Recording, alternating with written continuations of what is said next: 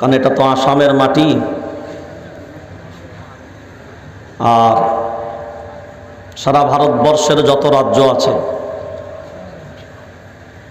আমি যেহেতু all India মানবাধিকার কমিশনের অল ইন্ডিয়া মেম্বার,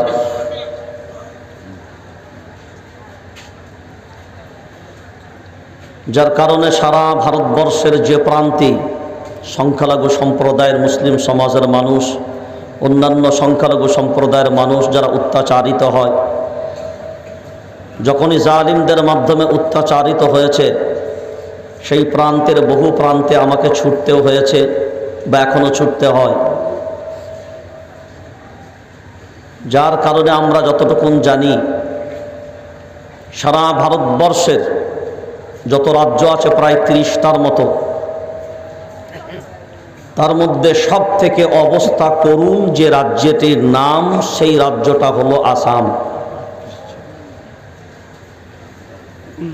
আপনাদের দেখবেন ওই যে সিনেমার নায়ক, বয়স হয়ে গেছে এখন, কি ওই কোন বনেগা করোড়পতি, একটা টিভিতে খেলা হয় না, ওতে কোশ্চেন এসছিল। তো এই কোশ্চেনে এটাই এসছে যে ভারতবর্ষের কোন রাজ্যের অবস্থা সব থেকে করুণ। তো এর সঠিক অ্যান্সার বা সঠিক জবাব বা সঠিক উত্তর এসছিল রাজ্যটির নাম আসাম।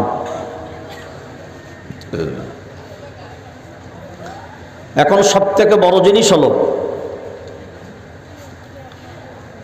যে সত্যিই কি আমরা আসামবাসী বড় করুণ অবস্থায় আছি? এটা হলো সব থেকে বড় দিক। আমি হাতে একটা ছোট্ট কিতাব নিয়েছি, আর এখানে বসে আছেন যারা ভেবেচিন্তে জবাব দেবেন তারা, আমরা নাম্বার 1 না ভেজাল?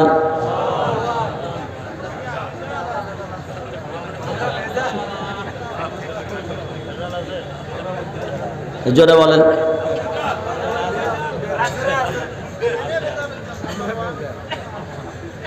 রব যদি নাম্বার 1 পান, নবী যদি নাম্বার 1 হয়, কালিমা যদি নাম্বার 1 হয়, ধর্ম যদি নাম্বার 1 হয়, জাতি যদি নাম্বার 1 হয়, কিতাব যদি নাম্বার 1 হয়, বাইতুল্লাহ যদি নাম্বার 1 হয়, ওরে আল্লাহর গোলাম, বিবেক দিয়ে ভাবনা চিন্তা করে দেখা দরকার, সবই যদি নাম্বার 1, যাদের জন্য সবই পেলাম নাম্বার 1, তারাই যদি অরিজিনাল না হয়ে হয় ভেজাল।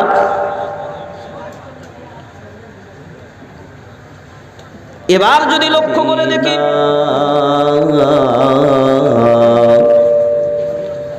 মুদ্দত সে মেরা দিল মে তমন্না এ মদিনা, মুদ্দত সে মেরা দিল মে তমন্না এ মদিনা, सीने से लगा लूं या आँखों में छुपा लूं, सीने से लगा लूं या आँखों में छुपा लूं, हर ख्वाब में दुनिया में नजर आए मदीना, हर ख्वाब में दुनिया में नजर आए मदीना, आज नहीं तो कल मरना ही एक दिन, आज नहीं तो कल मरना ही एक दिन, मरने से पहले मिल जाए मदीना, मरने से पहले मिल जाए मदीना, खुश हो या सुख हो, खुश हो या सुख हो, दुख हो या गम हो, हर हाल में मिल जाए मदीना, हर हाल में मिल जाए मदीना। সবাই উচ্চ আওয়াজে দরুদ ইব্রাহিমটা পাঠ করেন, যে দরুদ আমরা নামাজে পড়ি। কারণ আপনারা নামাজে যখন আমাদের পিছনে দাঁড়ান, পড়েন না তাও বুঝতে পারি না। আজকে সবাই পড়বেন, আমরা যেন শুনতে পাই। সবাই উচ্চ আওয়াজে দরুদ ইব্রাহিম বলেন। আল্লাহুম্মা সাল্লি আলা صليت على إبراهيم وعلى آل إبراهيم إنك حميد مجيد সাউন্ড হয় না, জোরে। اللهم بارك على محمد وعلى آل محمد সাইয়্যিদানা লয় দরুদ ইব্রাহিম।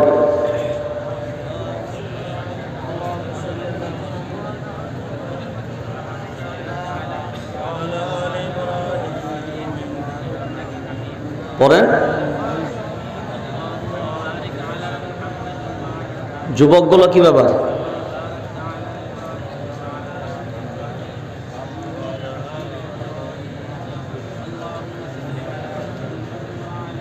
তার মানে আসামের মানুষ কি চমকে গেলেন নাকি যে এটা তো মাহফিলের দরুদ না, কারণ সুরে তালে মিল হলো না, এ দরুদ মাহফিলে চলে না নাকি?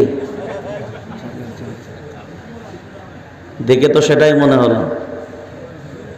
দরুদের সেরা দরুদ দরুদ ইব্রাহিম।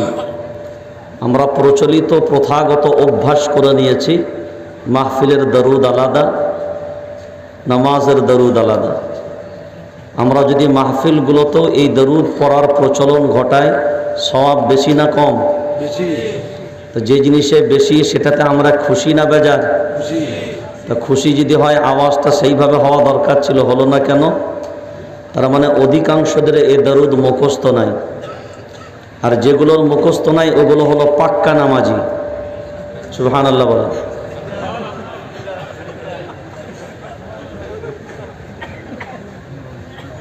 আমি আসামে আস্তে আস্তে আসামের মানুষের সাথে যেভাবে জড়িয়ে পড়ছি, আস্তে আস্তে আপনাদের রাজ্যের অবস্থাও অনুভব করছি। কারণ আপনারা আসাম রাজ্যের মানুষ, কিন্তু আমাদের পশ্চিমবঙ্গের থেকে আপনাদের রাজ্যে মুসলমান সংখ্যা অনেক বেশি।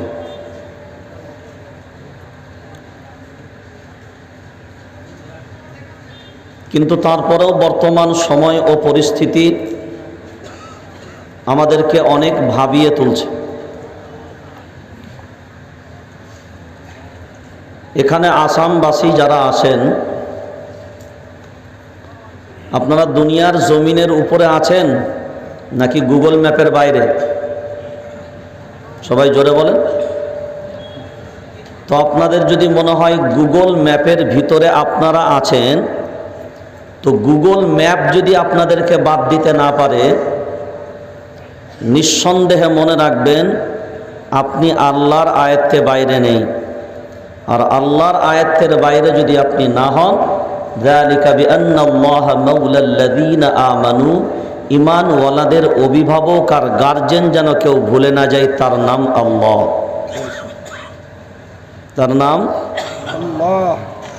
গুগল ম্যাপ যদি আপনাকে তার ম্যাপ থেকে সরাতে না পারে, ভারতবর্ষ কেন সারা পৃথিবীর আল্লাহ যদি না চান, কোনো জালিমের হিম্মত নেই পৃথিবীর মানচিত্র থেকে আপনাকে সাইড করতে পারে।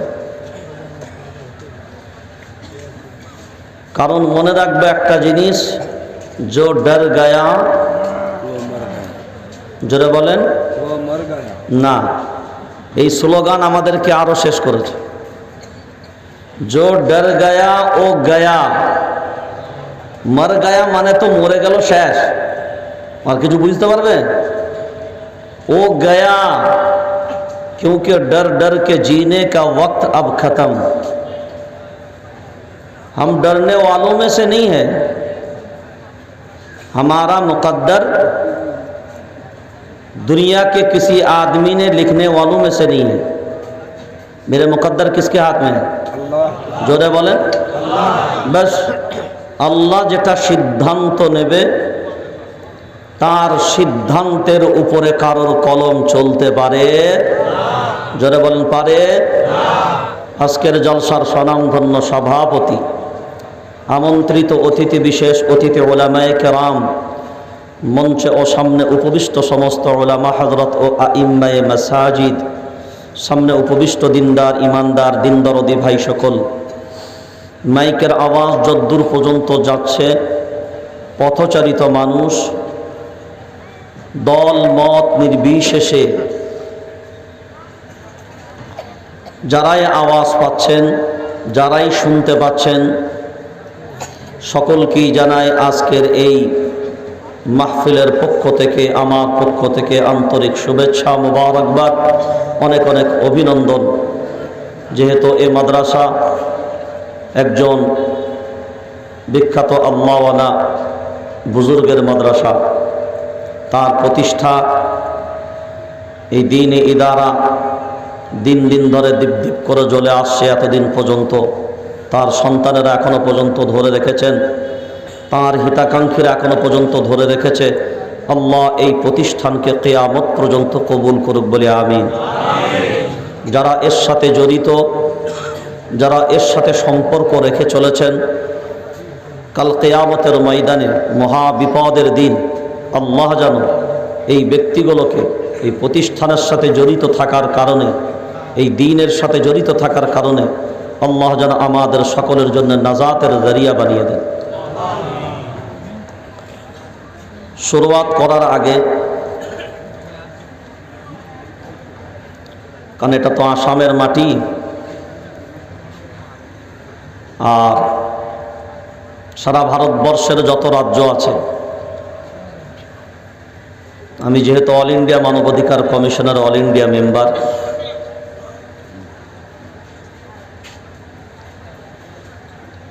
যার কারণে সারা ভারতবর্ষের যে প্রান্তে সংখ্যালঘু সম্প্রদায়ের মুসলিম সমাজের মানুষ, অন্যান্য সংখ্যালঘু সম্প্রদায়ের মানুষ যারা অত্যাচারিত হয়, যখনই জালিমদের মাধ্যমে অত্যাচারিত হয়েছে, সেই প্রান্তের বহু প্রান্তে আমাকে ছুটতেও হয়েছে বা এখনও ছুটতে হয়।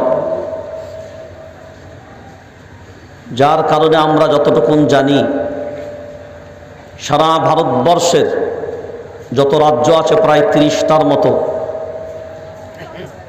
তার মধ্যে সব থেকে অবস্থা করুণ যে রাজ্যটির নাম, সেই রাজ্যটা হলো আসাম। আপনাদের দেখবেন ওই যে সিনেমার নায়ক, বয়স হয়ে গেছে এখন, কি ওই কোন বানেগা করোড়পতি, একটা টিভিতে খেলা হয় না, ওতে কোশ্চেন এসছিল। তো এই কোশ্চেনে এটাই এসছে যে ভারতবর্ষের কোন রাজ্যের অবস্থা সব থেকে করুণ। তো এর সঠিক অ্যান্সার বা সঠিক জবাব বা সঠিক উত্তর এসছিল রাজ্যটির নাম আসাম।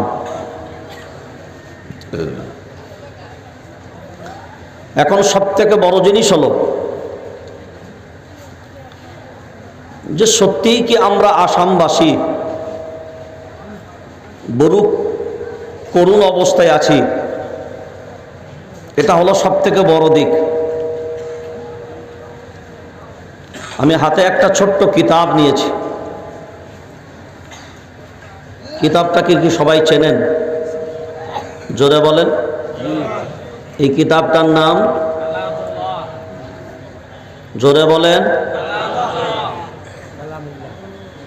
এর আসল অরিজিনাল নাম কোরআন শরীফ। জোরে বলেন। কোরআন।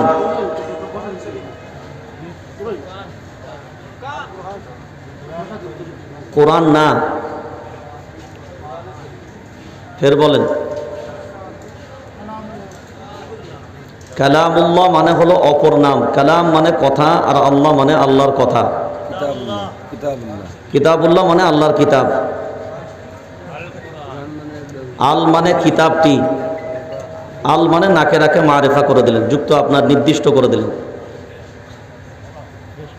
যদি করা ইয়াকরাউ থেকে হয় তাহলে আসল মাদ্দা কফ র হামজা, আর যদি করানা ইয়াকরিনু থেকে হয় তাহলে মিলানো। তো কোরআন না, শব্দটা হলো কোরআন। সবাই বলেন কোরআন বলবেন না। কোরআনুল কারীম, কোরআনুল হাকিম, কোরআনুল ফুরকান, কোরআনুল মজিদ, যাই লাগান, কিন্তু কোরআন না, কোরআন। সবাই বলেন মাশাআল্লাহ। তো এই কিতাব কার? এই কিতাবটি কার? সবাই একমত? আচ্ছা, এই কিতাব, এবার আপনারা যে নামটা বলছিলেন কালামুল্লাহ, অর্থাৎ আল্লাহর কথা, এই কিতাবের ভিতরে যা কথা আছে সব কথা কার? তাহলে এই আল্লাহর কথার ভিতরে ভেজাল না অরিজিনাল? জোরে বলেন। সবাই একমত? যা কথা আছে সব সত্য না মাঝে মাঝে মিথ্যা? কতটা সত্য? 100-এর মধ্যে কতটা? 100-এ ঠিক করে বলেন, একটু ভেবে চিনতে বলেন আর একবার। 100-এ ফাইনাল, চূড়ান্ত সিদ্ধান্ত? ওকে করি? ডান? ডান? আপনারা বলছেন কোরআন নিয়ে পরে কথা, আপনাদের সিদ্ধান্তটা আগে জানি। তো আপনাদের চূড়ান্ত সিদ্ধান্ত হলো 100-এ 100 সত্য। তাহলে এই কিতাবে যা আছে তা মিথ্যা হবে না সত্য? জোরে বলেন মাশাআল্লাহ। এবার এখানে যতজন বসে আছেন, বিবেক দিয়ে মেমোরিটাকে ঠিক রেখে ভাবনা চিন্তা করে জবাবগুলো দেবেন। যে রব আমরা পেয়েছি তিনি নাম্বার 1 না ভেজাল? জোরে বলেন। যে নবী আমরা পেয়েছি নাম্বার 1 না ভেজাল? যে কিতাব আমরা পেয়েছি নাম্বার 1 না ভেজাল?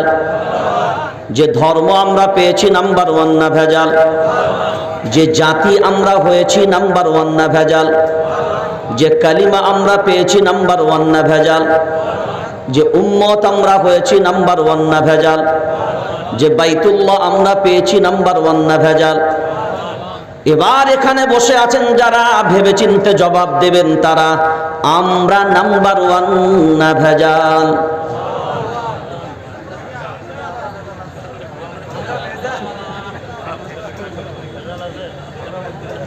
জোরে বলেন।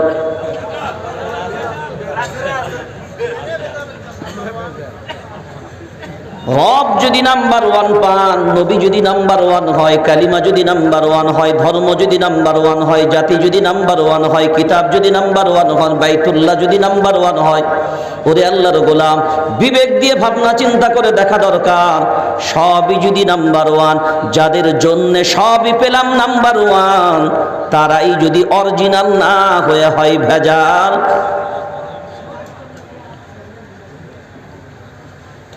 এবার যদি লক্ষ্য করে দেখি,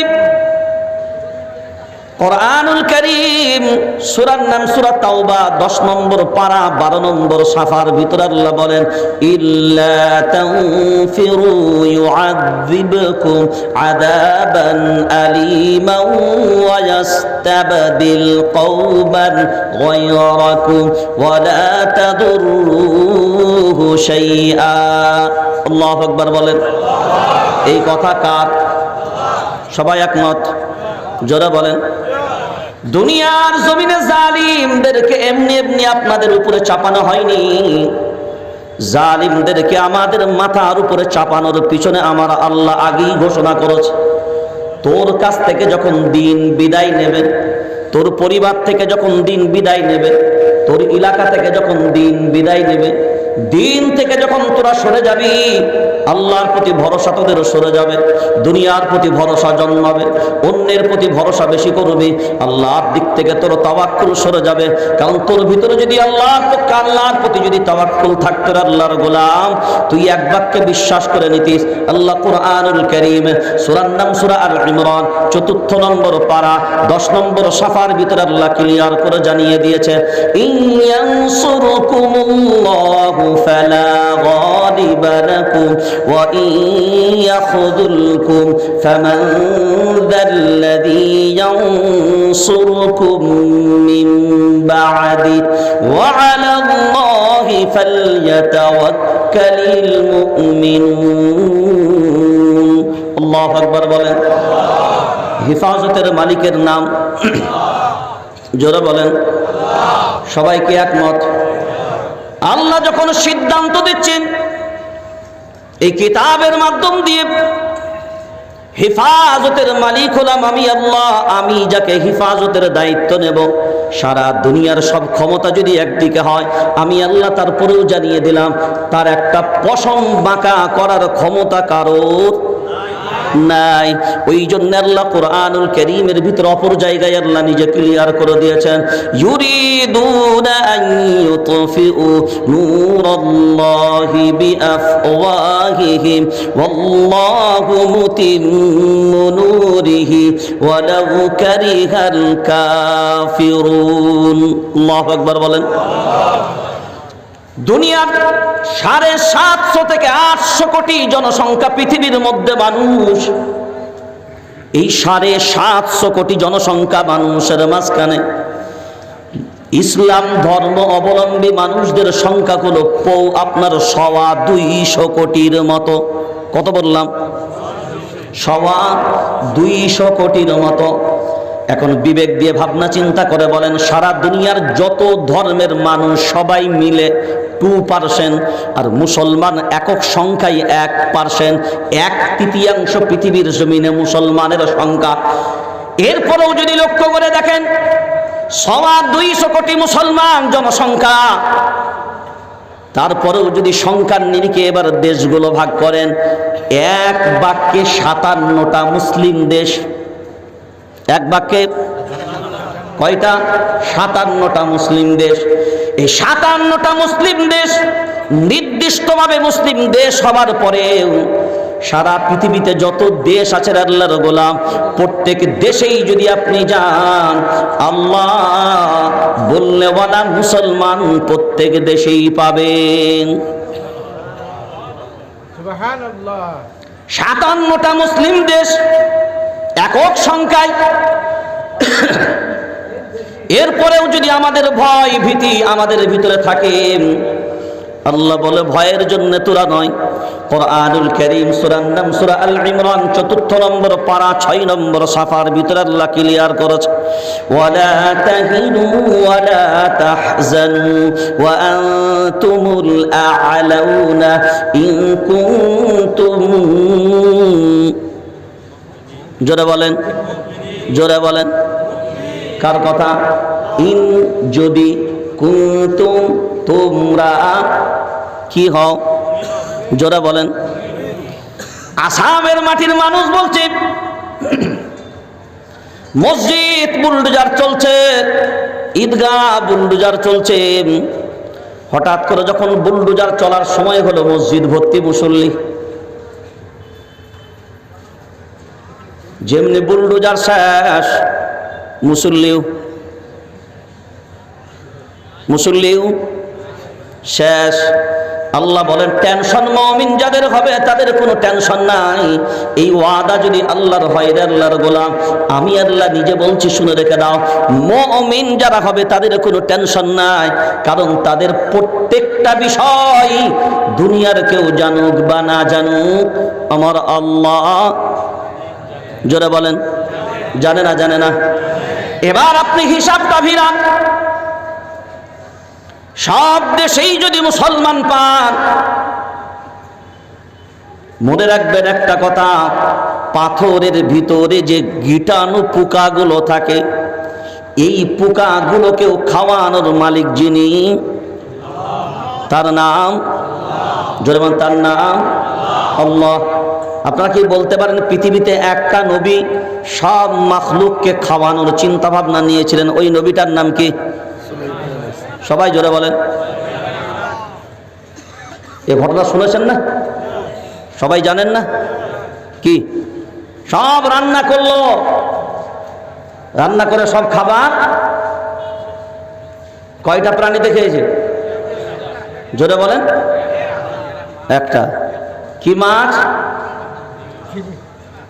কগাল খেয়েছিল? জোরে বলেন। এই হাদিস কোথায় পেলেন? প্রথমে আমাকে বলেন এই হাদিস কোথায় পেয়েছে? এই কথাগুলো বানানো কথা, এটা কোনো হাদিস না। না, আমি অন ক্যামেরা বলছি, কোনো হাদিস না, বরঞ্চ এটা নবীর প্রতি তোহমত লাগানো হয়েছে। রিজিকের মালিক কে? তো আল্লাহ যদি রিজিকের মালিক হন, পৃথিবীর কোন নবীর হিম্মত হবে আল্লাহর কুদরতের উপরে পাওয়ার দেখাতে যাবে? আফ্রিকার জঙ্গলে একটা প্রাণী আছে, যে প্রাণীটার নাম হলো সি মুরগ। কি বললাম? এই প্রাণীটার খাদ্য হলো প্রত্যেক দিন 40 থেকে 80টার মতন হাতি ভক্ষণ করে। আল্লাহু আকবার। কি খাবার বললাম? কয়টা? 40 থেকে 80টা হাতি ভক্ষণ করে একটা প্রাণী। ওই প্রাণীতে বুঝি আফ্রিকার জঙ্গলে আল্লাহ একটাই রেখেছে। জোরে বলেন। এমনিতেই তো পৃথিবীর সব প্রাণী আল্লাহ কয় সব জোড়া জোড়া, সব জোড়া জোড়া। যে তিমি মাছগুলো থাকে আপনার সমুদ্রে, নীল তিমি, প্রত্যেক দিন তাদের খাদ্য তালিকা হলো প্রত্যেক দিন 2000 টন চিংড়ি মাছ খায়। আল্লাহু আকবার। কত?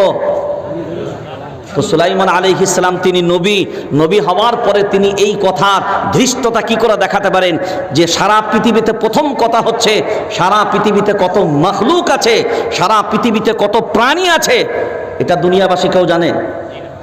জোরে বলেন। কত হাজার মখলুক আছে? কে বলেছে? আমাকে হাদিস দেখান, সহি হাদিস। হ্যাঁ, আমি অন ক্যামেরা বলছি, আমাকে সহি হাদিস দেখান। 18,000 মখলুকের কোনো হাদিস আছে? আমি তো মাদ্রাসায় দাঁড়িয়ে বলছি কথাটা। 18,000 মখলুকের হাদিস সহি না, বরঞ্চ আমাদের উচিত হবে আমরা বলবো বেশুমার মখলুক। কি বলবো? হ্যাঁ, এটাই আমার আল্লাহর জন্য শান। আমার আল্লাহ এতটা ছোট পাওয়ারের নয় যে তিনি নির্দিষ্ট কোটার কিছু মখলুককে তিনি প্রতিপালন করছেন। বেশুমার যেটা হবে, যেটা আনগিনাত হবে, যেটার গুনতির ভিতরে আসে না, তবে তো তিনি স্রষ্টা এবং রব হবেন। আর গণনার ভিতরে আসা মানে তো সংখ্যা হয়ে গেল। আমার আল্লাহ সংখ্যার ভেসে নয়, সংখ্যার ভিত্তিতে নয়। সেই জন্য বহু প্রচলিত আমাদের সমাজে আসে, আমরা এই আকীদাগুলোর উপরেই বিশ্বাস করে চলি, বরঞ্চ না। তাহলে সমস্ত বেশুমার মখলুক, এই বেশুমার মখলুকের একমাত্র প্রতিপালকের নাম যেটা বলেন আল্লাহ। এবার যদি আমরা লক্ষ্য করে দেখি আল্লাহর গোলাম, 57টা মুসলমান দেশ, ভারতবর্ষের জমিনে 140 কোটি জনসংখ্যা মুসলমান। 140 কোটি জনসংখ্যা মুসলমান। এই 140 কোটি জনসংখ্যা মানুষ, 40 কোটির উপরে বসবাস করে মুসলমান ভারতবর্ষের জমিনে। এখন আপনি হিসাব করেন, পৃথিবীরও 1/3 মুসলমান, ভারতবর্ষেও, জোরে বলেন, এই হিসাবটা বুঝতে পারেননি? ভারতবর্ষেও 140 যদি হয়, এটাকে 3 ভাগে যদি ভাগ করেন, তাহলে এখানেও দেখা যাবে প্রায় 1/3 মুসলমানের সংখ্যা ভারতবর্ষের জমিনে। বদরের প্রান্তরে মুসলমানদের সংখ্যা কত? জোরে বলেন। 313 জন। জালিমদের সংখ্যা কত? 1000। ওইখানেও গিয়ে 3 ভাগে ভাগ করেন, ওখানেও যদি দেখেন 1/3 মুসলমান। সারা পৃথিবীর জনসংখ্যার মাঝখানেও 1/3 মুসলমান। আর ভারতবর্ষের জমিনেও আল্লাহ রেখেছেন 1/3 মুসলমান। ওরে আল্লাহর গোলাম, একটা জিনিস স্পষ্টভাবে ভাবা দরকার, দুনিয়ার সব শক্তি যদি ঐক্যবদ্ধ হয়, কারণ মায়ার নবী মদিনাওয়ালা নিজেই ক্লিয়ার করে দিয়েছেন, আল কুফরু মিল্লাতুন ওয়াহিদা, পৃথিবীর সব বেঈমানগণ ইউনাইটেড। কিন্তু তারপরেও জেনে রাখা দাও ওরে আল্লাহর গোলাম, আমি আল্লাহ ক্লিয়ার করে দিলাম, সবাই মিলে যদি চেষ্টা করে তাদের দ্বারাতেও সম্ভব নয়। তাদের 14 গোষ্ঠীও যদি লাগে তাদের দ্বারাতেও সম্ভব নয়। 32 গোষ্ঠীকেও যদি লাগায় তারপরেও তাদের সম্ভব নয়। তারপরেও যদি 70 গোষ্ঠীও লাগায় তারপরেও আমি আল্লাহ জানিয়ে রাখলাম, শুনে রেখে দাও, আমার ইসলামের একটা পশম বাঁকা করার ক্ষমতা কারোর, জোরে বলেন, কারোর নাই। কারণ মনে রেখে দেওয়া দরকার একটা কথা, আল্লাহ যখন নিজে ক্লিয়ার করে জানিয়ে দিয়েছেন যালিকা বিআন্নাল্লাহা মাওলাল্লাযীনা আমানু, সূরার নাম সূরা মুহাম্মদ 26 নম্বর পারা 6 নম্বর সাফার লাস্ট নম্বর আয়াত আল্লাহ ক্লিয়ার করেছেন। তো আল্লাহ যখন বলছেন যালিকা বিআন্নাল্লাহা মাওলাল্লাযীনা আমানু, ঈমানওয়ালাদের গার্জেনের নাম জোরে বলেন, ঈমানওয়ালাদের অভিভাবকের নাম আল্লাহ। এখন চিন্তা করেন আপনার অভিভাবক কি এত দুর্বল? আপনার গার্জেন কি এত দুর্বল? আপনাদের পরিবারে যখন কারোর কোনো বিপদ আসে তখন টেনশন কার হয়? জোরে বলেন না কেন? কার? গার্জেনের। তো আপনার কি মনে হয় আসামবাসীর বিপদ আসছে গার্জেন নিশ্চিন্তে ঘুমাচ্ছে নাকি? জোরে বলেন, টেনশন কার? আপনি আপনার কাজ করেন, তিনি তার কাজ করবেন। আমি বুঝতে হবে আমি আমার কাজ থেকে গাফিল, নতুবা আল্লাহ তার কাজ নিঃসন্দেহ করছে। তার কাজের ভিতরে কোনো দুর্বলতা নাই, তার কাজের ভিতরে কোনো অলসতা নাই, তার ভাবনার ব্যাপারে কোনো অলসতা নাই, তার সিদ্ধান্তের ব্যাপারে কোনো জড়তা নাই। কারণ এই কিতাবের অপর নাম হলো কিতাবুম। আরে ইয়ার কিতাবুম তো কি আসতে পারে? মুবিন।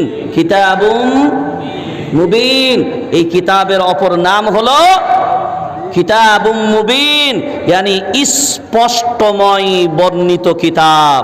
কোনো জড়তা নাই।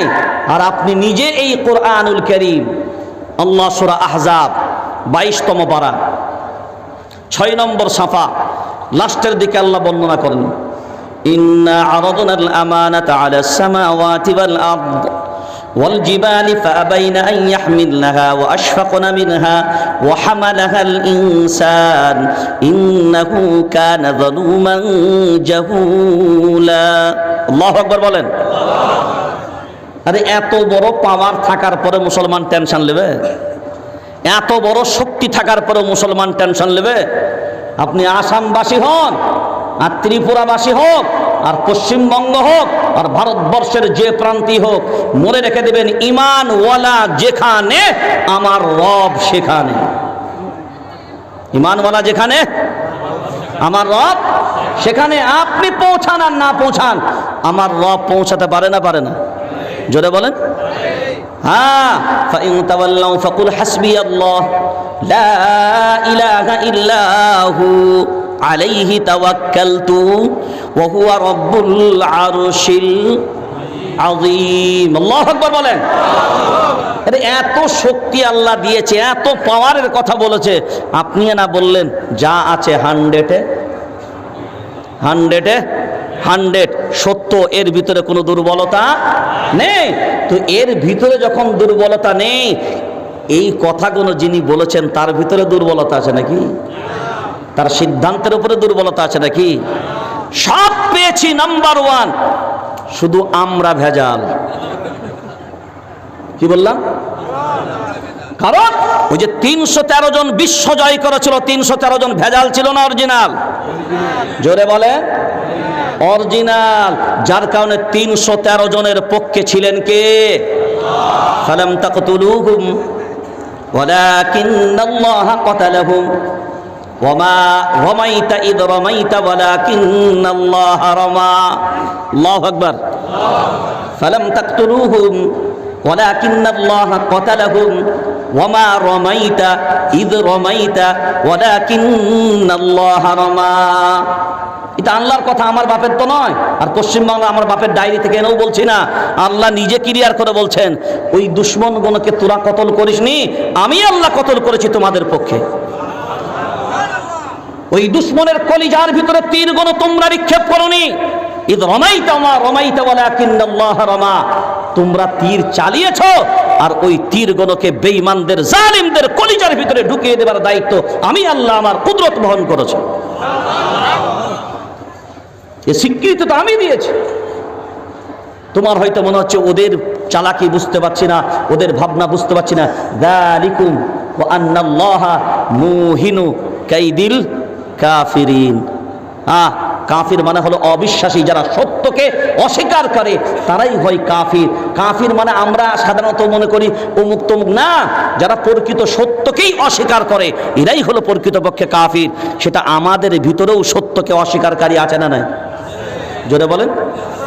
আমরা মনে করি ওরা অরিজিনাল কাফের, ওরা কাফের, ইহুদি নাসারা খ্রিস্টান ইহুদ, না, অরিজিনাল প্রোডাক্টটা বাইরে নাই, অরিজিনাল প্রোডাক্টটা আমাদের ভিতরে আছে। কি বললাম? এই কিতাবে আছে, এই কিতাবে আছে। আপনার মসজিদের ইমাম যদি ওই আয়াতটা বের করে আপনার মসজিদের মেম্বারে বায়ান করে তো তার চাকরি ছুটি হবে। কিন্তু সিদ্দিকুল্লাহ আপনার মসজিদের মেম্বারে তো বায়ান করতে আসেনি, দাওয়াত করলি না করলি, আজকে আছে কালকে ফুটে। আমরা তো জেল খাটা মানুষ, ও দুনিয়ার কাউকে পরোয়া করে সিদ্দিকুল্লাহ চলে না। আমরা রাস্তার মানুষ বেশি, স্টেজের থেকে আমরা রাস্তার মানুষ বেশি। এই তো কয় মাস হলো ওয়াকফ আন্দোলন করতে গিয়ে জেল খেটে আর করে সব খেলে জেলের খোরাক খেয়ে বেরিয়ে এসছে। তো টেনশন আমরা নিই না, কারণ কোরআন ওয়ালারা কাউকে ভয় করে চলে না।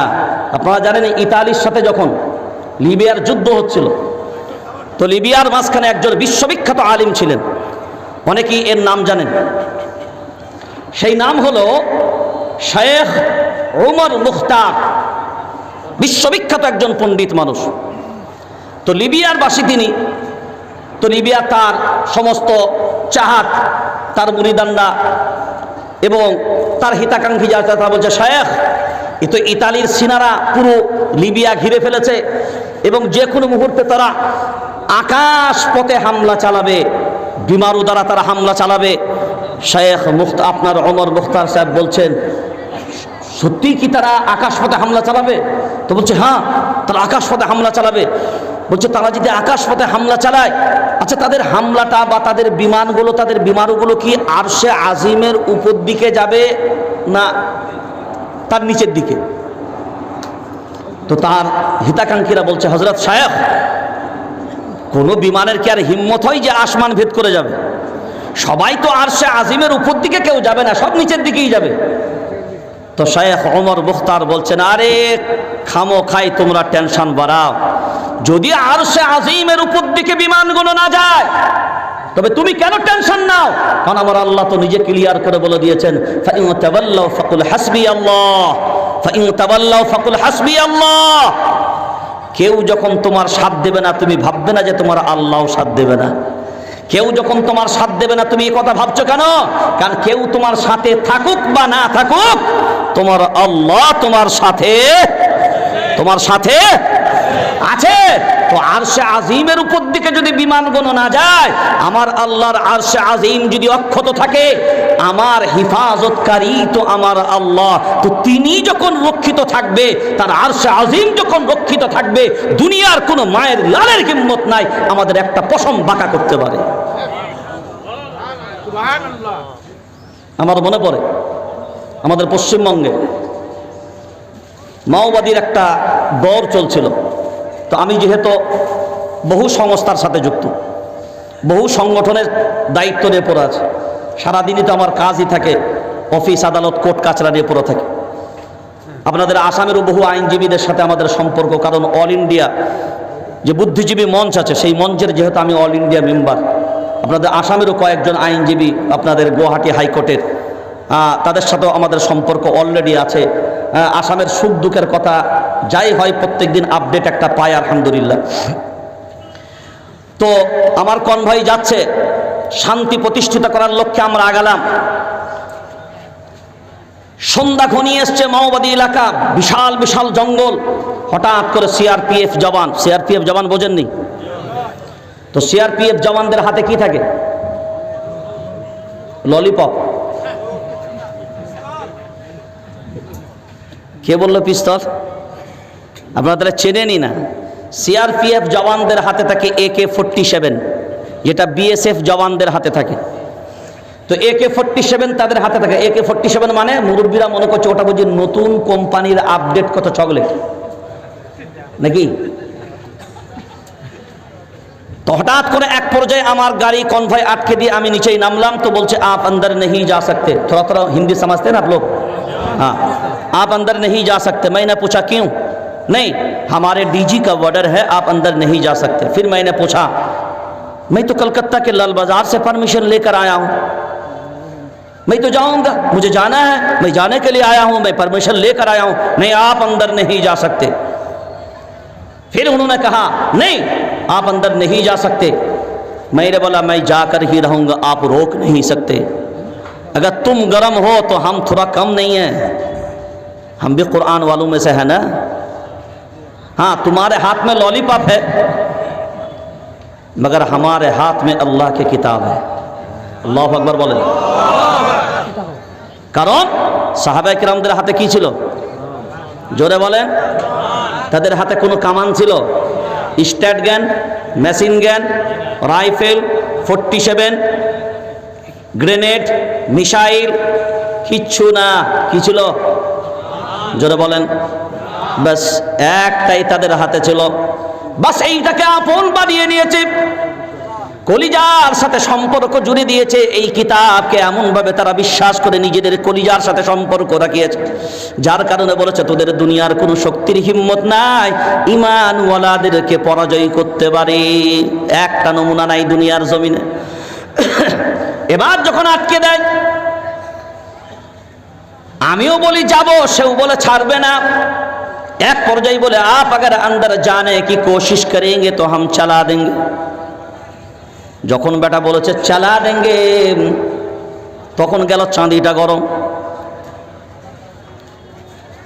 তাই বলে अरे चला ना, तुझे चलाने किसने मना किया, मगर एक बात तू सुन ले, चलाने वाला तू है मगर बचाने वाला मेरा रब है।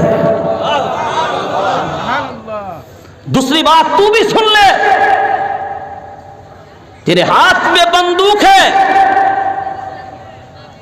मगर बंदूक के अंदर जो गोली है वो मेरा रब का गुलाम है, वो मेरा रब का गुलाम है। और अल्लाह की एहसान दीनी तालीम रिसाला उलमा किरामरा पढ़ेছেন ना। एक जानी दुश्मन आप सल्लल्लाहु अलैहि वसल्लम के सीने पर बैठ गए और उन्होंने पूछा मोहम्मद बताओ तुझे बचाने वाला कौन है। आप सल्लल्लाहु अलैहि वसल्लम ने जवाब फरमाया था कि কে বাঁচাবে? জোরে বলেন আল্লাহ। তখন দুশমনের হাত থেকে তলোয়ার উপরে গিয়েছিল, দুশমন বুক থেকে নেমে গিয়েছিল। আমি দেখেছি কোরআনের রং।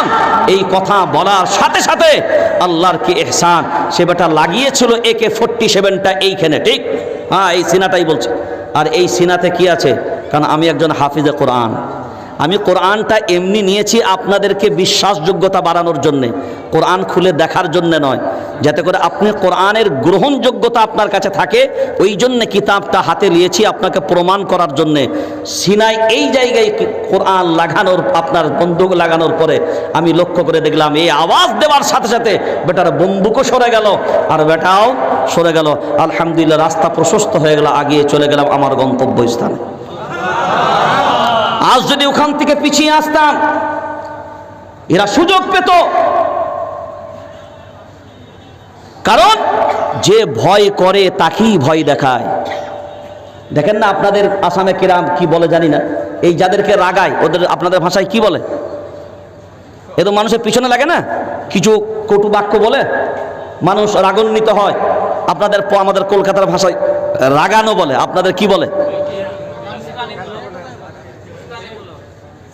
আচ্ছা যাই বলুক, মোটামুটি এই যে রাগায় না, তো মানুষ যদি না রাগে তাকে আর কেউ রাগাতে, যেটা বলেন রাগাতে, কারণ তার ইন্টারেস্ট নাই, স্বাদ নাই, মজা নাই। রাগলে মজা লাগে। তো ওরা সারা পৃথিবীর সব মনে করেছে এ জাতি বুঝি ভয় খাওয়া জাতি, এই জাতি বিত আতঙ্কের জাতি।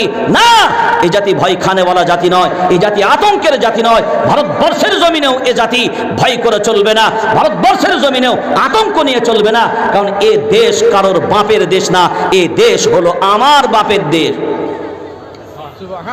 কার বাপের দেশ বললাম? জোরে বলেন, জোরে বলেন। কুরআনুল কারীম সূরার নাম সূরা হুজুরাত 26 নম্বর পারা 16 নম্বর সাফা। ইয়া আইয়ুহান নাসু ইন্না খলাকনাকুম মিন যাকারিন ওয়া উনসা ওয়া জাআলনাকুম শুউবান ওয়া ক্বাবাইলা লিতাআরাফু। আল্লাহু আকবার বলেন।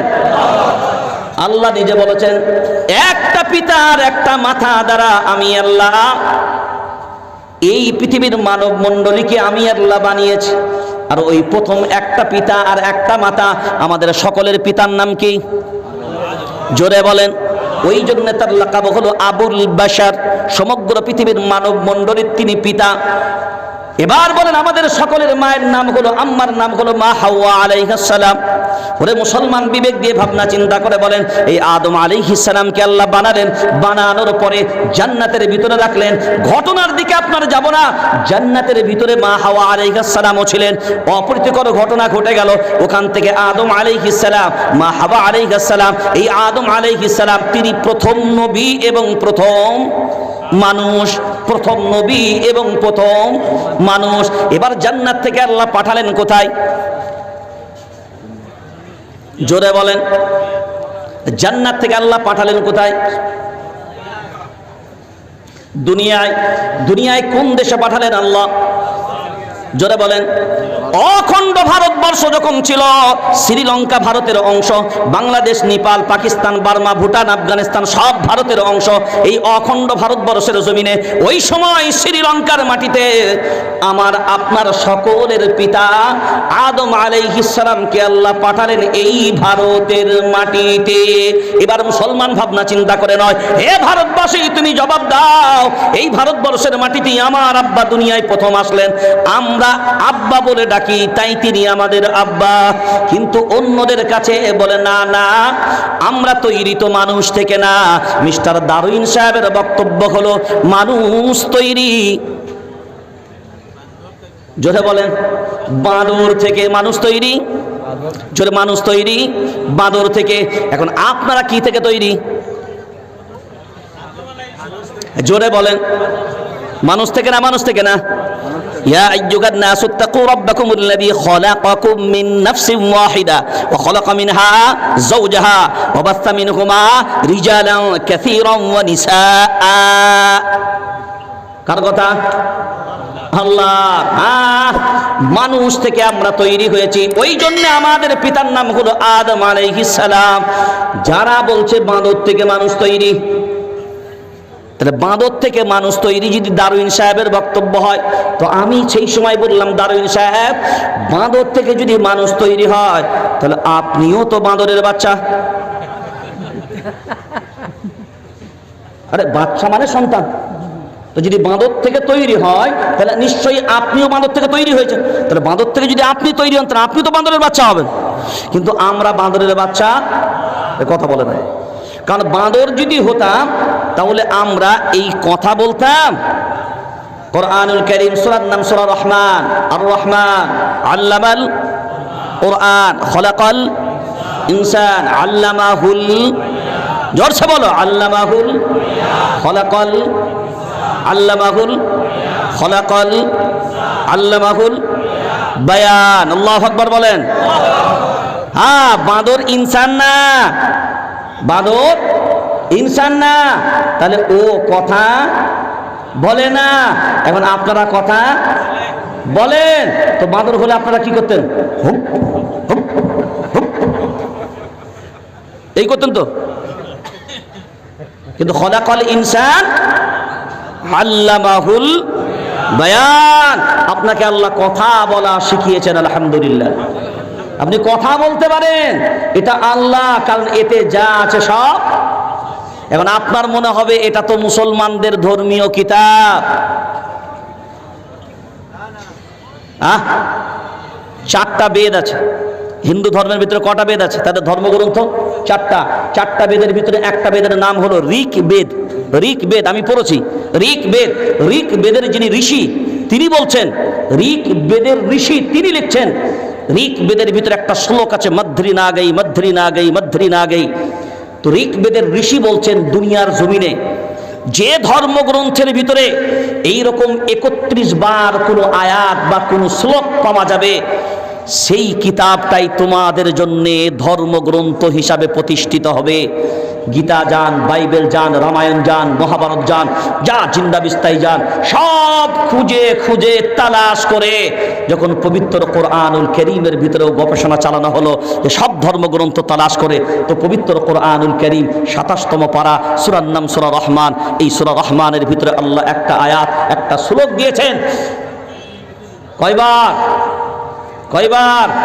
10 বার না, 20 বার না, 30 বার না, 32 বার না। ফাবিআইয়ি আলাই রাব্বিকুমা তুকাযযিবান। কয়বার? 31 বার। ঋগ্বেদের ঋষির কথা অনুযায়ী যদি আমরা মেনে চলি, তাহলে অন্যান্যদের কাছেও ধর্মগ্রন্থ হিসাবে, জোরে বলেন, কোরআনুল কারীম। আর এই কোরআনুল কারীমের একেবারে শুরুয়াতটা যদি আমরা দেখি, উম্মুল কোরআন সূরাতুল ফাতিহা। ফাতিহা মানে হলো আরম্ভিক সূরা, সূরাতুল ফাতিহা। প্রথম সূরার প্রথম যদি প্রথম বাক্যটাই যদি দেখি, একটা আয়াত মানে একটা বাক্য, আলহামদুলিল্লাহি রাব্বিল মুসলিমিন। দারুণ পড়েছি না? ভুল পড়েছি? জোরে বলেন, ভুল কেন? কেউ যদি বলে মুসলমানদের জন্য, তাহলে তো মুসলিমিন হওয়ার দরকার ছিল। আলহামদুলিল্লাহ রাব্বিল, জোরসে আলহামদুলিল্লাহ রাব্বিল আলামিন। আল্লাহ বলেন আমি শুধুমাত্র মুসলমানদের আল্লাহ নয়। আমি যদি শুধুমাত্র মুসলমানদের আল্লাহ না হয়, তাহলে আমার কথা শুধু মুসলমানদের জন্যই থাকবে না। হ্যাঁ, আমি আল্লাহ মনোনীত ধর্মের নাম, আমি আল্লাহ, আমার কাছে কোনো ইন্নাদ্দীনা ইনদাল্লাহিল ইসলাম। আমি আল্লাহ মনোনীত করেছি মুসলিম উম্মাহ, মুসলিম জাতিকে, মিল্লাত আবিকুম ইব্রাহিম হুয়া সাম্মাকুমুল মুসলিমিন। এই জাতির নাম আমি আল্লাহ ঘোষণা করে দিয়েছি। ওই জন্য এটা আমার কাছে মনোনীত, পছন্দের, ঠিক কথাই, কিন্তু আমি আল্লাহ নিজেই ক্লিয়ার করে দিয়েছি। হ্যাঁ, তোমরা দিনের ভিতরে তো ইল্লা মান তাবা ওয়া আমানা ওয়া আমিলা আমালান সালিহা ফাউলাইকা ইউবাদদিলুল্লাহু সাইয়্যাতিহিম হাসানাত। আমি আল্লাহ ক্লিয়ার করে দিয়েছি, তওবা করে নাও, ঈমান এনে নাও, নেক আমল যদি শুরু করে দাও, আমি আল্লাহ তোমাদের পূর্বের সব গুনাহগুলোকে আমি আল্লাহ নেকি দ্বারা পরিবর্তন করে দিই। হয়তো ওমর কি প্রথম থেকে ইসলাম গ্রহণ করেছিলেন? জোরে বলেন। বেশিরভাগ সাহাবীরাই কি ধর্মের ছিল? ইসলাম ধর্মের না? বেশিরভাগ সব ঈমান এনেছিল। জোরে বলেন। তাহলে কোরআনুল কারীম শুধু মুসলমানদের জন্য নয়, বরঞ্চ সারা পৃথিবীর মানবতার কল্যাণের জন্য শ্রেষ্ঠ যে কিতাব, সেই কিতাবের নাম হলো কোরআনুল, জোরে বলেন, কোরআনুল কারীম। এই জায়গাটা যদি আমাদের বিশ্বাস আর আমাদের ভরসা যদি আমাদের থাকতো, তাহলে আমরা অন্যের দিকে কোনোদিন ঝুঁকতাম না। এখন যারা বলছে দারুইন সাহেবের বক্তব্য অনুযায়ী, তাহলে বোঝা গেল বাঁদর থেকে মানুষ তৈরি। আর আমাদের বিশ্বাস ও আকীদা হলো, আমরা গ্রহণ করি বা বিশ্বাস করি আমাদের পিতার নাম আদম, আমরা আদমের সন্তান। এবার এখানে যতজন মানুষ আছেন আপনারা সাক্ষী দেন, আদম আলাইহিস সালামকে আল্লাহ পাঠালেন কোথায়? আর এখনকার জমিনে ভারতবর্ষের মুসলমানদেরকে এগুলো জানতে হবে। ইতিহাস ভুলে গেলে চলবে না। ফাতাবিরু ইয়া উলিল আবসার। যে জাতি ইতিহাস ভুলে যায়, সে জাতির জন্য বিপদ ঘনিয়ে আসে। কারণ এ দেশের মাটিতে ইতিহাস রচনাকারী জাতির নাম হলো, জোরে বলেন, মুসলমান। কারণ 1920 সালের পূর্ব পর্যন্ত আমি একজন লেখক, ক্ষুদ্র ইতিহাসবিদ হিসাবে বলছি, 1920 সালের পূর্ব পর্যন্ত ভারতবর্ষে ব্রিটিশদের বিরুদ্ধে স্বাধীনতার আন্দোলনে এ দাড়িওয়ালা টুপিওয়ালা মুসলমান ছাড়া আর কেউ অংশগ্রহণ করেনি। এটা 100% চ্যালেঞ্জ রইল ভারতবর্ষের কাছে।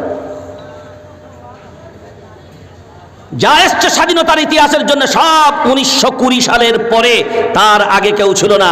মোহনদাস করমচাঁদ চেনেননি? মোহনদাস করমচাঁদকে বর্তমানে যাকে আমরা বলি, নাম ছিল মোহনদাস করমচাঁদ। গান্ধীজির লাকাব কারা দিলেন? আমরা দিয়েছি মাহমুদুল হাসান দেওবন্দি রহমতুল্লাহ আলাই, হুসেন আহমদ মাদানী রহমতুল্লাহ আলাই। আপনারা স্বাধীনতার ইতিহাস এই নামগুলো বল্লভভাই প্যাটেল জানেন, জওহরলাল নেহেরু জানেন, গান্ধীজির মতন মানুষ জানেন।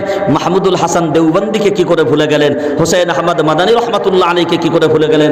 আতাউল্লাহ বুখারীকে কি করে ভুলে গেলেন? উবাইদুল্লাহ সিন্দিকে কি করে ভুলে গেলেন? আপনারা দেখেছেন আতাউল্লাহ বুখারী রহমতুল্লাহ আলাই, তার মাথায় টুপি পরা ছবি পাবেন না। আপনারা যত ছবি আতাউল্লাহ বুখারী রহমতুল্লাহ আলাইহির পাবেন সব দেখবেন খালি মাথায়, টুপি পরা ছবি নাই। এখন টুপি পরা কি? জোরে বলেন, টুপি পরা কি? তো এত বড় লাকাবওয়ালা একজন বিশ্ববিখ্যাত পণ্ডিত আলিম, তার মাথায় টুপি নেই কেন? গবেষণা করেছেন না তালাশ করেছেন? আতাউল্লাহ বুখারী রহমতুল্লাহ আলাই তিনি ব্রিটিশদের বিরুদ্ধে এত জোরালো আন্দোলনমুখী ছিলেন, বারবার তিনি অ্যারেস্ট হতেন। আর তৎকালীন সময়ে জেলের নিয়ম ছিল জেলের ভিতরে কেউ টুপি পরে ঢুকতে পারবে না। এবারেই যখন আমি কলকাতা অ্যারেস্ট হয়েছি অনেকবার, জেলে গেছে অনেকবার, এবারে যখন কলকাতার অ্যারেস্ট হলাম তো যখন লকআপে নিয়ে যাচ্ছে তো আমাকে বলছে পাগড়িটা খোলো। তাই বলছি হে আমারা শান হ্যাঁ। যদি একজন শিখ ভাই যদি পাঞ্জাবি তার শান হয়, পাঞ্জাবি তো আসল, আপনার পাগড়ি তো আসল সুন্নত কার? আমার রসুলের। কার আসল সুন্নত? কার আসল সুন্নত? আমার রসুলের। শিখ ভাইদের মাথার পাঞ্জাবি যদি, মাথার পাগড়ি যদি তাদের শান হয়, তো আমি একজন মুসলমান কোরআনওয়ালা, আমার মাথার পাগড়ি হলো আমার শান।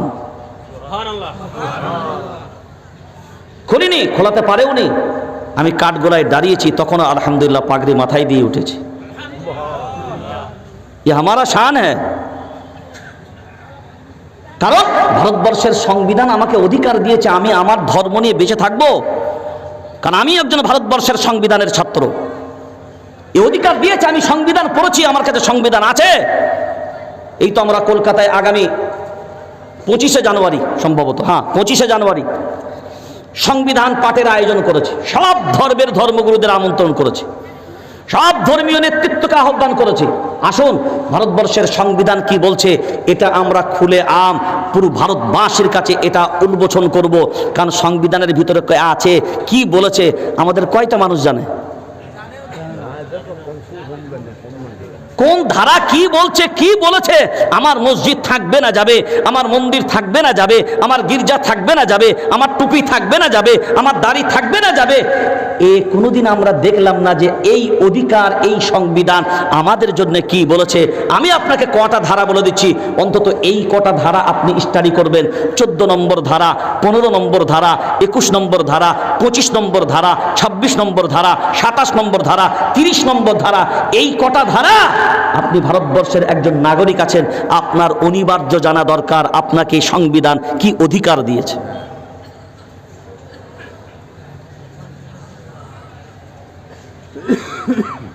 এবার লক্ষ্য করে যদি আমরা দেখি সেই জায়গাগুলো, আতাউল্লাহ বুখারী রহমতুল্লাহ আলাইহি বারবার অ্যারেস্ট হন। তৎকালীন জেলের নিয়ম ছিল টুপি পরে ভিতরে থাকা যাবে না। জেলখানায় যেমনি ঢুকতো টুপিটা খুলিয়ে দিত, ঢোকে আর টুপি খোলায়, ঢোকে আর টুপি খোলায়। এক পর্যায়ে আতাউল্লাহ বুখারী রহমতুল্লাহ আলাইহি টুপি পরাই বন্ধ করে দিলেন। এবার আপনি বলবেন তারা সুন্নতের অপমাননা করেছে। না না, তার চিন্তা ভাবনা ভিন্ন জায়গায়। তিনি বললেন একজন জালিম আমাকে ঢুকানোর পরে আমাকে টুপি এই সুন্নতকে মাথা থেকে খোলাবে, এই বেইজ্জতিটা আমি আতাউল্লাহ বরদাস্ত করতে পারবো না। বরঞ্চ ওই জালিমের সামনে আমি টুপি খুলবো না, আমি আগে থেকেই টুপি খুলে থাকবো, যাতে করে আমার টুপির সম্মান যেন জালিমের কাছেও বজায় থাকে, তার কাছে যেন আমার টুপির কোনো অসম্মান না হয়। সেই জন্য টুপি পরাই তিনি বন্ধ করে দিয়েছিলেন। তাদের চিন্তা ভাবনা কত বড় দেখেছেন। আমাদের যেটি হতো তো কি লাগাতাম? প্যাঁচ লাগাতাম না, করেন না? আমাদের হুজুরা যদি করে কি লাগাতাম? বলেন বলেন। প্যাঁচ লাগাতাম, সে জিলাপির প্যাঁচের থেকেও আরো মারাত্মক প্যাঁচ। এখন তো খুঁজে বেড়ায় যে আলেমদের প্যাঁচ লাগাবো কি করে, শেষ করব কি করে। আর আমি বাস্তব বলছি, আমার যতটুকু অনুভূতি, যতটুকু অনুভব, আজ যদি আমাদের মাঝখানে একতা থাকতো ইউনিটি থাকতো, ঐক্য থাকতো, আমাদের ভিতরে যদি তাবলীগ ফুরফুরা, দেওবন্দি, বেরেলি, হানফি, শাফি, মালিকি, হাম্বলি, কাদরিয়া, চিশতিয়া, নকশবন্দিয়া, মুজাদ্দিদিয়া, মু'তাজিলা, খাওয়ারিজ, নজ্জারিয়া, জাবারিয়া, মুশাব্বিয়া, নাজিয়া, জামাত ইসলাম, আহলে হাদিস, আজানগাছি, পিয়ারডাঙ্গা, চরমোনাই, সরসোনাই, এ পাগড়ি, সে পাগড়ি, লাল পাগড়ি, পিলা পাগড়ি, কালো পাগড়ি, এ জামাত, সে জামাত, এ দল, সে দল, শিয়া, সুন্নি। আরে বাবা, এ দল, সে দল, অরিজিনালে তুই আসলে কি সেটা তো বল।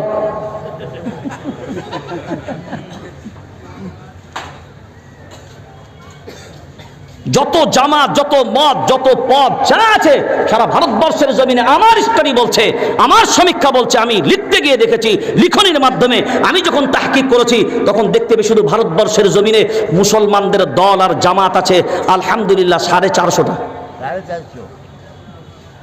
কয়টা? তার মানে 40 কোটি আছে 450টা ভাগে ভাগ। কথা বোঝেন নাই? কয়টা ভাগে? 450টা ভাগে। এই যে 450টা ভাগে ভাগ হয়েছে, আপনি কি তালাশ করে দেখেছেন আজকে পরাজিতর কারণ কি? কোনদিন দেখেছেন না গবেষণা করেছেন না এই কোরআনুল কারীমের কাছে কোনদিন জিজ্ঞাসা করেছেন? সব বর্ণিত আছে, তালাশ করার অভাব। প্রত্যেক জামাত, প্রত্যেক মত, যাকেই জিজ্ঞাসা করেন সব থেকে ভালো জামাত কে, যাকেই জিজ্ঞাসা করবেন তার জবাব কি হবে? হাম। কি হাম?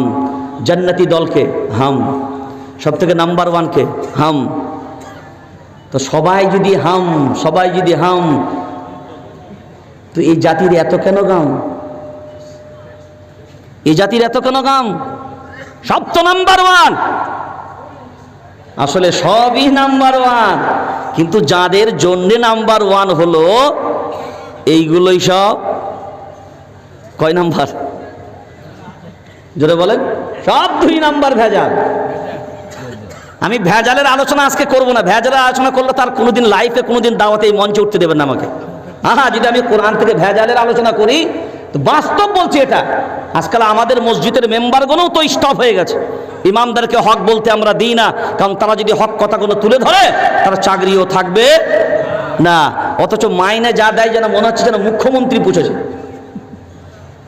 ইমামদের মাইনে কত আসামে? জাতির লজ্জা হয় না? সময়ের দাবি অনুযায়ী যদি আপনি 10,000 টাকাও মাইনে দেন, প্রত্যেক দিন 300 টাকা, একজন লিবারের মাইনে কত? একজন নিম্নমানের লিবারের মাইনে 500 টাকা। আপনি একজন ইমামের কি সম্মান দিয়েছেন ভেবেছেন? এমনি এমনি চলছে না স্টিম রোলার, রাগ করেন না, এমনি এমনি চলেনি, আমাদের কারণে চলেছে। আমরা জানি না এগুলো ব্যাপারে আমরা কোনোদিন ভাবি না, চিন্তা ভাবনাও করি না। আসেন শুধু 2টো পয়েন্ট আপনাদের সামনে বলবো, ইনশাআল্লাহ ইতি করব। যে পয়েন্টে একটা কথা বলছিলাম, আমার আব্বা আদম আলাইহিস সালাম আসলেন কোথায়? বলেন ভারতে। যখন এসছিল তখন ছিল ভারতবর্ষ, এখন হয়েছে শ্রীলঙ্কা। যখন এসছিল তখন ছিল ভারতবর্ষ, এখন হয়েছে শ্রীলঙ্কা। আমার আব্বা যখন আসলেন, ভারতবর্ষ পুরো ফাঁকা, আমার আব্বা শুধু, জোরসে বলো, আমার আব্বা পুরো একা, ভারতবর্ষ ফাঁকা, ছিল না কোনো বেটার দেখা। এবার বলো এই জমিনের মালিকের নাম কি? আলাম নাজআলিল আরদা বিহাদা ওয়াল জিবালা আওতাদা। আল্লাহু আকবার বলেন। এই জমিনের মালিক হলেন আমার আল্লাহ। আল্লাহ বলেন, আমি যদি জমিনের মালিক হয়, আদম তো আমার বান্দা, আমি জান্নাত থেকে প্রথম পাঠালাম দুনিয়ার কোনো জমিনে নয়। আরবের বুকে পাঠালাম না, মিশরের বুকে পাঠালাম না, সিরিয়ায় পাঠালাম না, ইন্দোনেশিয়ায় পাঠালাম না, মালয়েশিয়ায় পাঠালাম না। আমি আল্লাহ আমার কাছে মনোনীত দেশটার নাম, ওই মাটিটা আমি আল্লাহ আমার কাছে দ্বিতীয় পবিত্র মাটি, যেই মাটিতে আমি আমার প্রথম মানুষ আর প্রথম নবী আমি আল্লাহ পাঠিয়েছি। হ্যাঁ, ভারতবর্ষের মাটি কোনো নর্মাল মাটি নয়। ভারতবর্ষের মাটি হলো এমন একটা জায়গায় জান্নাতের প্রথম মেহমান দুনিয়ার কোনো মাটি স্পর্শ করে নাই। জান্নাতের প্রথম কোনো জান্নাতি মেহমান আল্লাহ কোনো জায়গায় পাঠায়নি। এত উত্তম মেহমান জান্নাত থেকে আসলো, সেই মেহমান অন্য কোনো মাটিতে স্পর্শ করবে না। আমি আল্লাহ এমন একটা পবিত্র মাটিতে নামাবো, যেই মাটিটার বরকত হবে এমন। আজকে দুনিয়ার জমিনে যাও, লক্ষ্য করে যদি দেখো, তাবলীগী জামাতের মার্কাজ সেই দেশ, জোরসে বলো, ভারতবর্ষ। সারা দুনিয়ার উম্মুল মাদারিস বলা হয় কোন মাদ্রাসাকে? জোরে বলে। হ্যাঁ, সব মাদ্রাসার মা। হ্যাঁ, সারা পৃথিবীর জমিনে মিশরে একটা ইসলামিক ইউনিভার্সিটি আছে, জামে আজহার। এইটা হলো সারা পৃথিবীর আয়তনের দিক দিয়ে সব থেকে বড়, আয়তনের দিক দিয়ে সব থেকে বড়। কিন্তু আমি আপনাকে বলছি, প্রত্যেক দেশের মাটিতে যাবেন, কয়জন আলেমের লাকাব আজহারি পাবেন? সব দেশের মাটিতে আজহারি পাওয়া যাবে না। কিন্তু আল্লাহর ইহসান, এটা উম্মুল মাদারিস। কারণ উম্মুল মাদারিস কোনো নরমাল নয়। কাসিম নানুতুবি রহমাতুল্লাহ আলাইহি, তিনি এই মাদ্রাসার ভিত্তি দিয়েছিলেন মায়ার নবী মদিনাওয়ালার কাশফের লাঠির অঙ্কনের মাধ্যমে। সবাই জানে কাসিম নানুতুবি রহমাতুল্লাহ আলাইহি ডালিম গাছের গাছ গুড়ায় বসা তন্দ্রার মতন এসছে।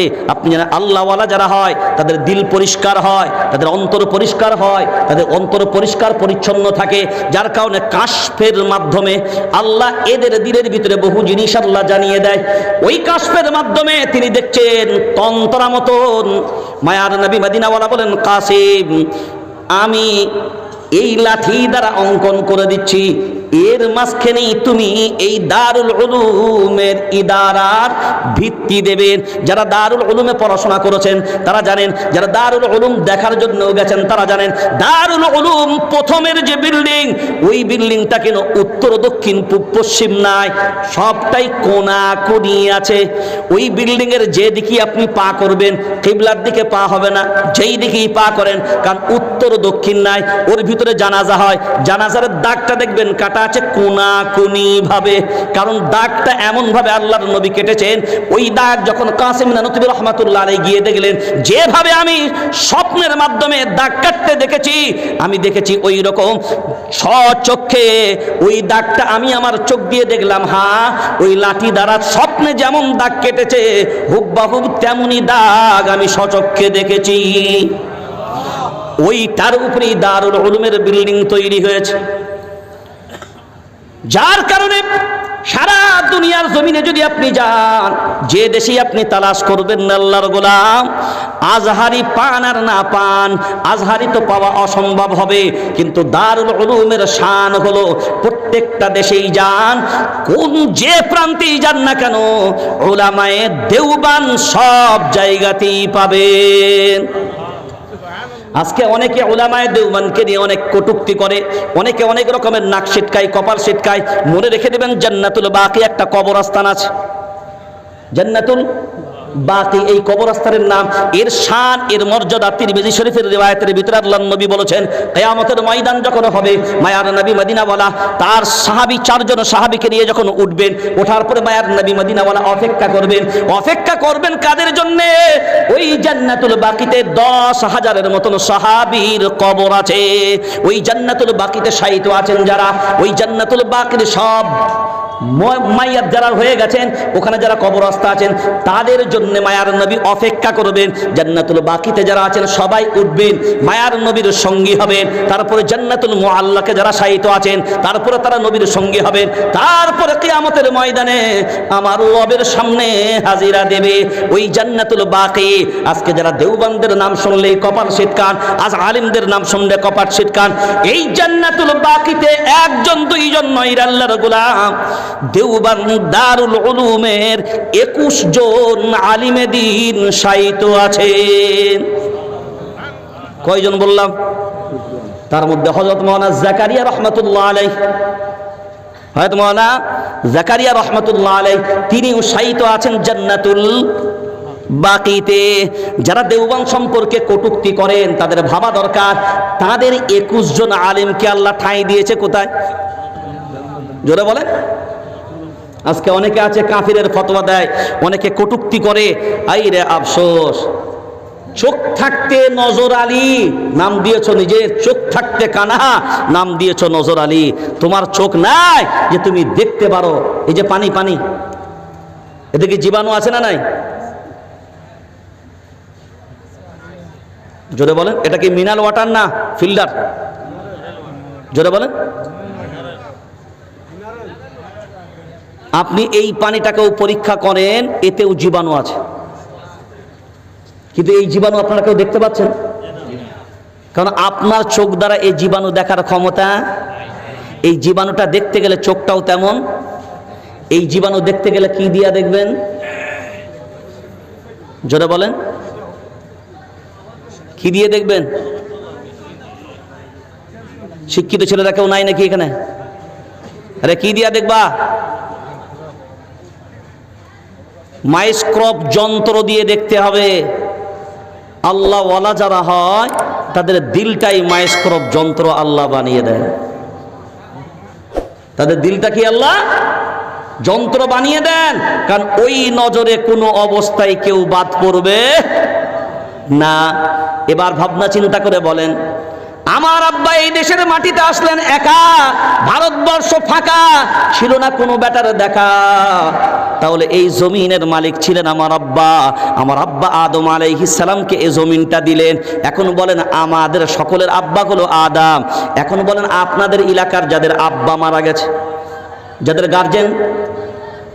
গার্জেন মারা গেছে, এখন বলেন তার যা জায়গা জমি, মানে তার যা মাটি, তার সম্পত্তি যা আছে, এইগুলো আব্বা মারা যাবার পরে কারা ভাগ পায়? জোরে বলেন না। উত্তরাধিকারী যারা হয় মানে তার সন্তানেরা ভাগ পায়। এখন বলেন আমার আব্বা আদম আলাইহিস সালাম এই জমিনে এসেছিলেন একা, পুরো ভারতবর্ষ ফাঁকা, ছিল না কোনো বেটার দেখা। এখন আস্তে আস্তে সন্তান হলো, আমরা তার সন্তান, যাকে আব্বা বলে স্বীকার করলো। কারণ ওয়ালাকাদ আলিমতুমুল্লাযীনা আতাদাউ মিনকুম ফিস সাবত ফাকুলনা লাহুম কুনু কিরাদাতান খাসিন। আল্লাহ বলছে বাঁদর থেকে মানুষ তৈরি হয়নি, বরঞ্চ আমি আল্লাহ ইহুদিদেরকে 70,000 ইহুদিকে দাউদ আলাইহিস সালামের সাথে বিয়াদবি করার জন্যে, এবং আমি আল্লাহ আমার সাথে চালাকি করার জন্যে আমি আল্লাহ এইগুলোকে, মানুষগুলোকে বাঁদরে রূপান্তরিত করেছিলাম। বাঁদর থেকে মানুষ না, বরঞ্চ মানুষ থেকে বাঁদর। তাহলে আমাদের আব্বার যদি এ জায়গা হয়, আজকে আমার আব্বা নেই, তাহলে ওয়ারিসান সূত্রে এই সম্পত্তির পাওনাদার কারা? জোরছে বলো না। ওয়ারিসান সূত্রে পাওনাদার কারা? আমরা। হাজারে আসওয়াদ যে পাথর, বাইতুল্লাহতে গিয়ে চুমু খেতে যান, এই হাজারে আসওয়াদের জান্নাতি পাথর আল্লাহ পৃথিবীর মানচিত্রে প্রথম গ্রহণ করেছিলেন এই ভারতবর্ষের মাটির জন্য। আলহামদুলিল্লাহ বলেন। এখন আরব যেটা পেয়েছে সেটা টাটকা না। আরবে যেটা পেয়েছে এটা টাটকা না, ভারতবর্ষ পেয়েছিল টাটকা। আজকে পাথরের কালার চেঞ্জ, পাথরটা ভেঙে গেছে, কোনো ক্ষেত্রে অনেক ইতিহাস এর আছে, সেগুলোকে জোড়া তারি লাগিয়ে আবার রাখা হয়েছে। কিন্তু অরিজিনাল জান্নাতি পাথরটা যখন আল্লাহ পাঠান, ওটা ভারতবর্ষের জমিনে পাঠিয়েছিল। কারণ তখন কারেন্ট নাই, বিদ্যুৎ নাই, অন্য কিছু নাই, অন্ধকারে কি করবেন? আল্লাহ ওই পাথরের সাহায্যে আলোকিত করে আদম আলাইহিস সালামের কাজকে সম্পন্ন করতেন। সেই পাথর আমরা পেয়েছি, আমরা উত্তরাধিকারী। এই দেশের কেউ যদি চেষ্টা চালায় পারবে না, শুধু আমাদের দুর্বলতা যদি না থাকে। কারণ মনে রাখবেন, সারা দুনিয়ার কোনো জালিমের হিম্মত নাই আপনার একটা পশম বাঁকা করতে পারে, একমাত্র আমাদের ভিতরে যদি আমাদের গাদ্দার তৈরি না হয়। কোরআনুল কারীম সূরার নাম সূরা আনফাল, সূরার নাম সূরা, জোরে বলেন, সূরার নাম সূরা আনফাল, 10 নম্বর পারা, 2 নম্বর সাফা। ওয়া আতিউল্লাহা ওয়া রাসূলাহু ওয়া লা তানাযাউ ওয়া লা তানাযাউ ফাতাফশালু ওয়া তাযহাবা রিহুকুম। কার কথা? জোরে বলেন কার কথা? হ্যাঁ, ওয়ালা তানাজাউ, তোমরা নিজেদের ভিতরে ছোট ছোট বিষয়ে, খুঁটিনাটি বিষয়ে মত পার্থক্য করবে না, বিভাজন তৈরি করবে না। ফাতাফশালু, তোমরা সাহস হারিয়ে ফেলবে। ওয়াতাদহাবা রিহুকুম, তোমরা দুর্বল হয়ে যাবে। দুর্বল হবে কখন? ভয় খাবে যখন। ভয় খাবে কখন? দলাদলি করে ভাগ হবে যখন। এবার বিবেক দিয়ে বলেন, সবার কাছে, সব জামাত, সব দল, সব মত, সবার আল্লাহ কয়জন? জোরে বলেন। সবার আল্লাহ এক, সবার নবী এক, সবার কালিমা এক, সবার কিতাব, সবার ধর্ম, সবাই জাতি, সবাই উম্মত, সবই যদি এক হলো, মাঝখান থেকে এত ভেজাল কে ঢুকালো? সব অহংকারের লড়াই, আত্মগরিমার লড়াই। মান তাওয়াদা লিল্লাহি রাফাআহুল্লাহ, নবী বললেন শুনে রেখে দাও, যে আল্লাহর জন্য নত হয় আল্লাহ তার সম্মান মর্যাদা বাড়িয়ে দেয়। আজকে যদি একতার কথা বলা হয়, ও বলছে আমি নত হব না, আমার চেয়ারটা চলে যাবে। সব চেয়ারের লড়াই। ও বলছে আমি যদি নত হয়, আমি যদি এক হবার জন্য যাই, আমার অস্তিত্ব চলে যাবে। আর আল্লাহর জন্য এক হও। কারণ বর্তমান যে সময়, এখনো যদি মনে হয় একতা হবার সময় নাই, এখনো যদি মনে হয় একতা হবার সময় হয়নি, আর কবে তোমার সময় হবে? এইটা তোমাকে ভাবনা চিন্তা করা লাগবে আল্লাহর গোলাম। কারণ এই জমিন আস্তে আস্তে চলে যাচ্ছে তোমাদের হাত থেকে। এর জন্য আমরাই দায়ী। ওই জন্য ভারতবর্ষকে বাঁচাতে গেলে, ভারতবর্ষকে রাখতে গেলে, কারণ আজ প্রকাশ্যে মানুষ বলা শুরু করে দিয়েছে মাদ্রাসার শিক্ষার কোনো দরকার নাই। এই কথা তো আসামে চলে না। হ্যাঁ, ভাবনা চিন্তা করা দরকার। আর আমরা কলকাতার রাজপথে দাঁড়িয়ে, আজ থেকে নয় বহুদিন পূর্বে আমি বলেছিলাম, মাদ্রাসার শিক্ষা যদি ভারতবর্ষ থেকে তুলে দেওয়া হয়, জেলখানাগুলোই জায়গা দিতে পারবি না। কারণ মাদ্রাসায় যে ছেলেগুলোকে শিক্ষা দেওয়া হয়, ওটা কিন্তু সমাজের নাম্বার 1 ছেলেগুলোকে। মাদ্রাসায় কোনগুলোকে দেন? মাদ্রাসায় যে ছেলেগুলোকে দেন, কোন ছেলেগুলোকে? বাছাই করা ছেলে না, যেগুলো ক্লাস 3-তে 3বার করে ডিগবাজি খায়। MA MCom হেডমাস্টার যখন সামলাতে পারে না, তখন বলে সলিমউদ্দিন ভাই তোমার পোলা পান্টারে নিয়ে যাওয়ার আমার দ্বারাই হচ্ছে না। যখন মাও সামলাতে পারে না, বাপ সামলাতে পারে না, কারণ যন্তর তো যন্তর, ও এমন যন্তর, ও মতে মতে নর্মাল মতে না, গাছে চেপে লোকের ঘাড়ে মতে। যখন গ্রাম সামলাতে পারে না, পাড়া সামলাতে পারে না, মা পারে না, বাপ পারে না, স্কুল পারে না, তখনই কয় যাও পোলাট পান্টারে দিয়ে এসো। কোথায়? কোথায়? মাদ্রাসায়। কারণ সবাই জানে একমাত্র যন্ত্রকে ঠিক করতে পাঠাতে গেলে কোরআন ওয়ালাদের কাছেই পাঠাতে হবে। কার কাছে? জোরে বলেন। হয়তো ওমর কি ছিলেন? জালিমদের সেরা জালিম, জালিমদের সেরা জালিম। কোরআন ব্রেনে কান দিয়ে ঢুকলো, সেই ওমর কি হলেন? আমিরুল মুমিনিন। সেই ওমর কি হলেন? খলিফাতুল মুসলিমিন। সেই ওমর কি হলেন? লাউ কানা বাদি নবিয়্যান লাকানা ওমর। আল্লাহর নবী ঘোষণা দিলেন। সুবহানাল্লাহি বিহামদি। তো আমরা মাদ্রাসাতে সাধারণত ওই ছেলেগুলোকেই দিই, কিন্তু সেই ছেলেগুলোই আসে আর তারা কোরআনের শ্রবণ, কোরআন নিয়ে ওই ছেলেগুলোই গ্রামের, মহল্লার, পাড়ার এক একটা নক্ষত্র তৈরি হয়। যে মুরব্বীরা পাড়ায় গালি দিত, সেই মুরব্বীরাই বলতো বাবা, দাদু ভাই, নানা ভাই, আমি মারা গেলে আমার জানাজাটা তোমারই পড়া চাই। সুবহানাল্লাহ বলেন। আমরা এই অস্তিত্ব বুঝি না, আমরা কোনোদিন মূল্যায়ন করি না। সাধারণত আমরা মনে করি আর মাদ্রাসায় পড়ে কি হবে, এই অল্পটুক শিক্ষা, এই শিক্ষায় কি হবে। আমার মনে পড়ে বহু ক্ষেত্রে যদি সত্যিকারে প্রকৃত কোরআন কারোর সিনায় থাকে, জীবনে কোনোদিন বেইজ্জতি হবে না।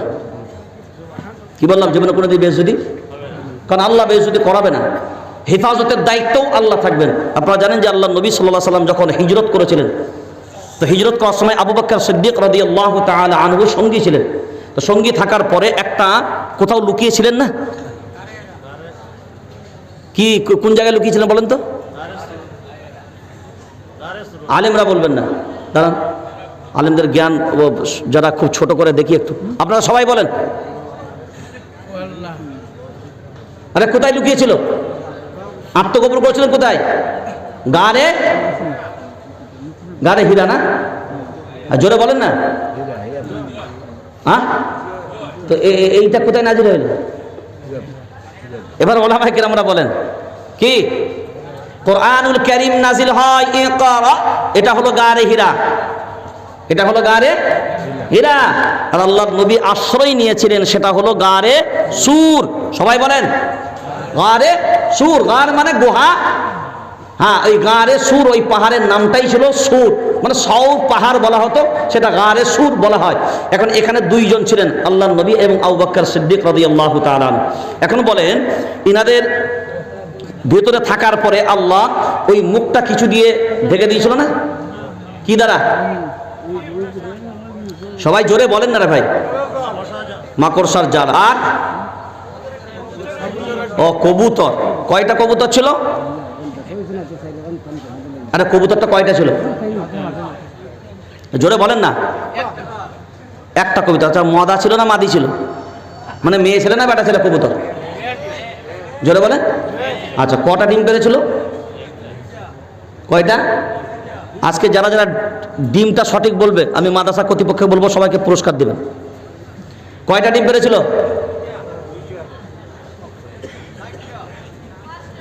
উনি মনে করছে চারটা বললে মনে বেশি প্রাইজ পাবো মনে নাকি? কয়টা ডিম পেড়েছিল? এই যে পায়রার গল্পটা ভুয়া। পায়রার গল্প বলেন সবাই। এগুলো ভুয়া, এগুলো কোনো হাদিস না। পায়রার গল্পটা পুরো ভুয়া। তো পায়রার গল্পই যদি ভুয়া হয়, ডিম কোথায় পেয়েছে? পায়রাই যখন নেই, ডিম থাকতে পারে? কারণ এবার শোনেন, পায়রার তার ভুয়া হওয়ার আরেকটা সব থেকে বড় দলিল হলো কোরআনুল কারীম। সূরার নাম সূরা আনকাবুত। একটা সূরা আছে না? আনকাবুত মানেই হলো মাকড়সা। মাকড়সার নামে সূরা। এই সূরাতে আল্লাহ একটা আয়াত দিয়েছেন, মাতালুল লাযীনা ইত্তাখাযু মিন দুনিল্লাহি আউলিয়া কামাসালিল আনকাবুত ইত্তাখাযাত বাইতা ওয়া ইন্না আওহানাল বুয়ুত লাবাইতুল আনকাবুত। সারা দুনিয়ায় সবথেকে শক্তিশালী বিল্ডিং এর নাম কি? মাকড়সার জাল। কি বিল্ডিং এর নাম সবথেকে শক্তিশালী না? জোরে বলেন না কেন? সব থেকে দুর্বল? সরে বলেন। সব থেকে দুর্বল। তো সব থেকে দুর্বল যদি মাকড়সার জাল হয়, পায়রা বসতে পারে? কথা বল না। একটা ঝাড়ু দিয়ে ঘুরালি বিল্ডিং ফিনিশ, নাকি ওই বুলডোজার লাগবে, কামান টামান লাগবে নাকি? একটা ঝাড়ু দিয়ে ঘুরালি কি সব ইমারত শেষ। তো যদি আল্লাহ এটা রাখেন, আল্লাহ সারা পৃথিবীর জালিমদের ক্ষমতাকে মাকড়সার জালের মতন বলেছেন। জোরে বলেন না। জালিমদের ক্ষমতাকে কি বলেছেন?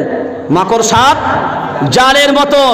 তো মাকড়সার জালকে ফিনিশ করতে গেলে কামান লাগে না, হাতুড়ি লাগে না, গোলা বারুদ লাগে না।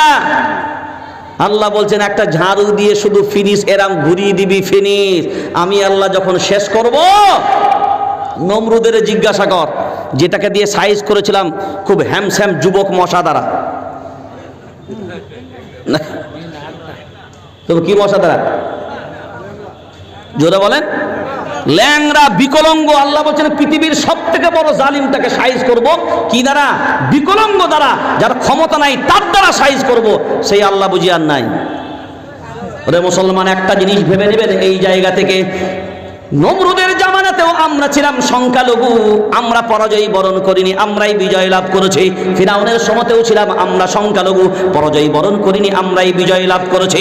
বদরের প্রান্তরেও আমরা সংখ্যালঘু, পরাজয় বরণ করিনি, আমরাই বিজয় লাভ করেছি। উহুদের প্রান্তরেও আমরা সংখ্যালঘু, পরাজয় বরণ করিনি, আমরাই বিজয় লাভ করেছি। খন্দকের প্রান্তরেও আমরা সংখ্যালঘু, পরাজয় বরণ করিনি, আমরাই বিজয় লাভ করেছি। মোতার প্রান্তরে আমরা 5000, বেঈমানদের সংখ্যা ছিল 2 লক্ষের মতন, তারপরেও আমরা পরাজয় বরণ করিনি, আমরাই বিজয় লাভ করেছি। ওরে মুসলমান, টেনশন নাই। সারা ভারতবর্ষের জমিনেও বর্তমানে আমরা সংখ্যাগুরু না সংখ্যালঘু? জোরে বলেন সংখ্যা লঘু। তো আল্লাহ বলছেন সব বিজয় সংখ্যা লঘুদের দিয়েছি, সংখ্যা গুরুদের বিজয় নাই। আমরাও সংখ্যা লঘু, ইনশাআল্লাহ সময় ও কথা বলবে, বিজয় তোমার টেনশন নাই, বিজয় তোমাদের জন্যই আল্লাহ দেবেন। কারণ ব্রিটিশরা তাদের ক্ষমতাটা এত বিশাল ছিল, তাদেরকেও পরাজয় ঘটিয়েছে আল্লাহ এই মুসলমানদের দ্বারাই। এই মুসলমানদের দ্বারাই আল্লাহ ঘটিয়েছে।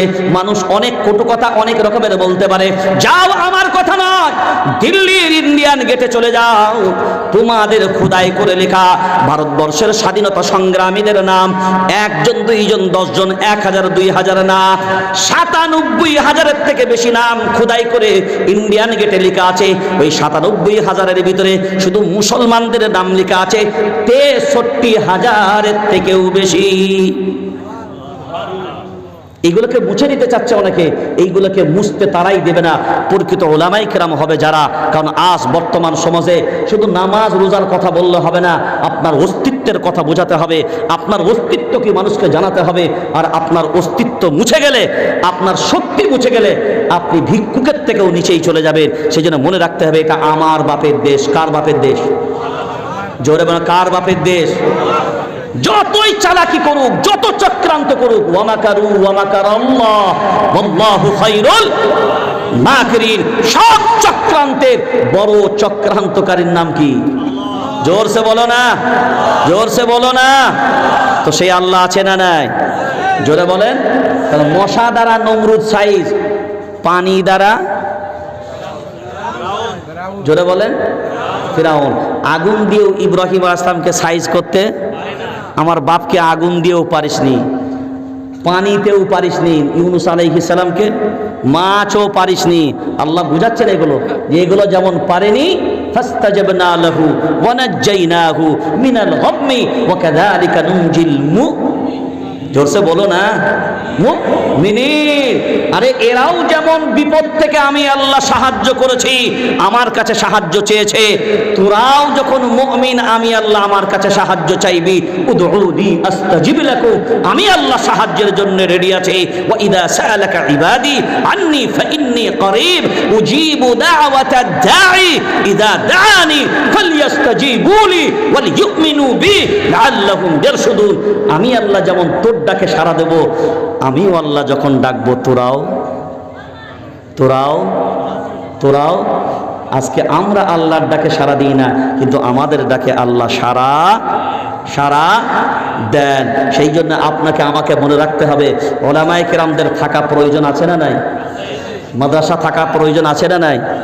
আপনারা যারা মনে মনে ভাবেন এখনকার শিক্ষিত মানুষ যারা আছেন যে আলেমদের কি জ্ঞান আছে, মনে রাখবেন আলেমদের যা জ্ঞান আল্লাহ দিয়েছে, কারণ দুনিয়াতে যা এসছে আসবে, মানে মাজি মুস্তাকবিল হাল মুদারে যাই যাবেন, অতীত বর্তমান ভবিষ্যৎ সব কিছুই আল্লাহ এর ভিতরে, যেটা বলেন এর ভিতরে আমি আপনাকে চ্যালেঞ্জ করে দিতে পারবো, আমি আপনাকে চ্যালেঞ্জ করে বলতে পারবো।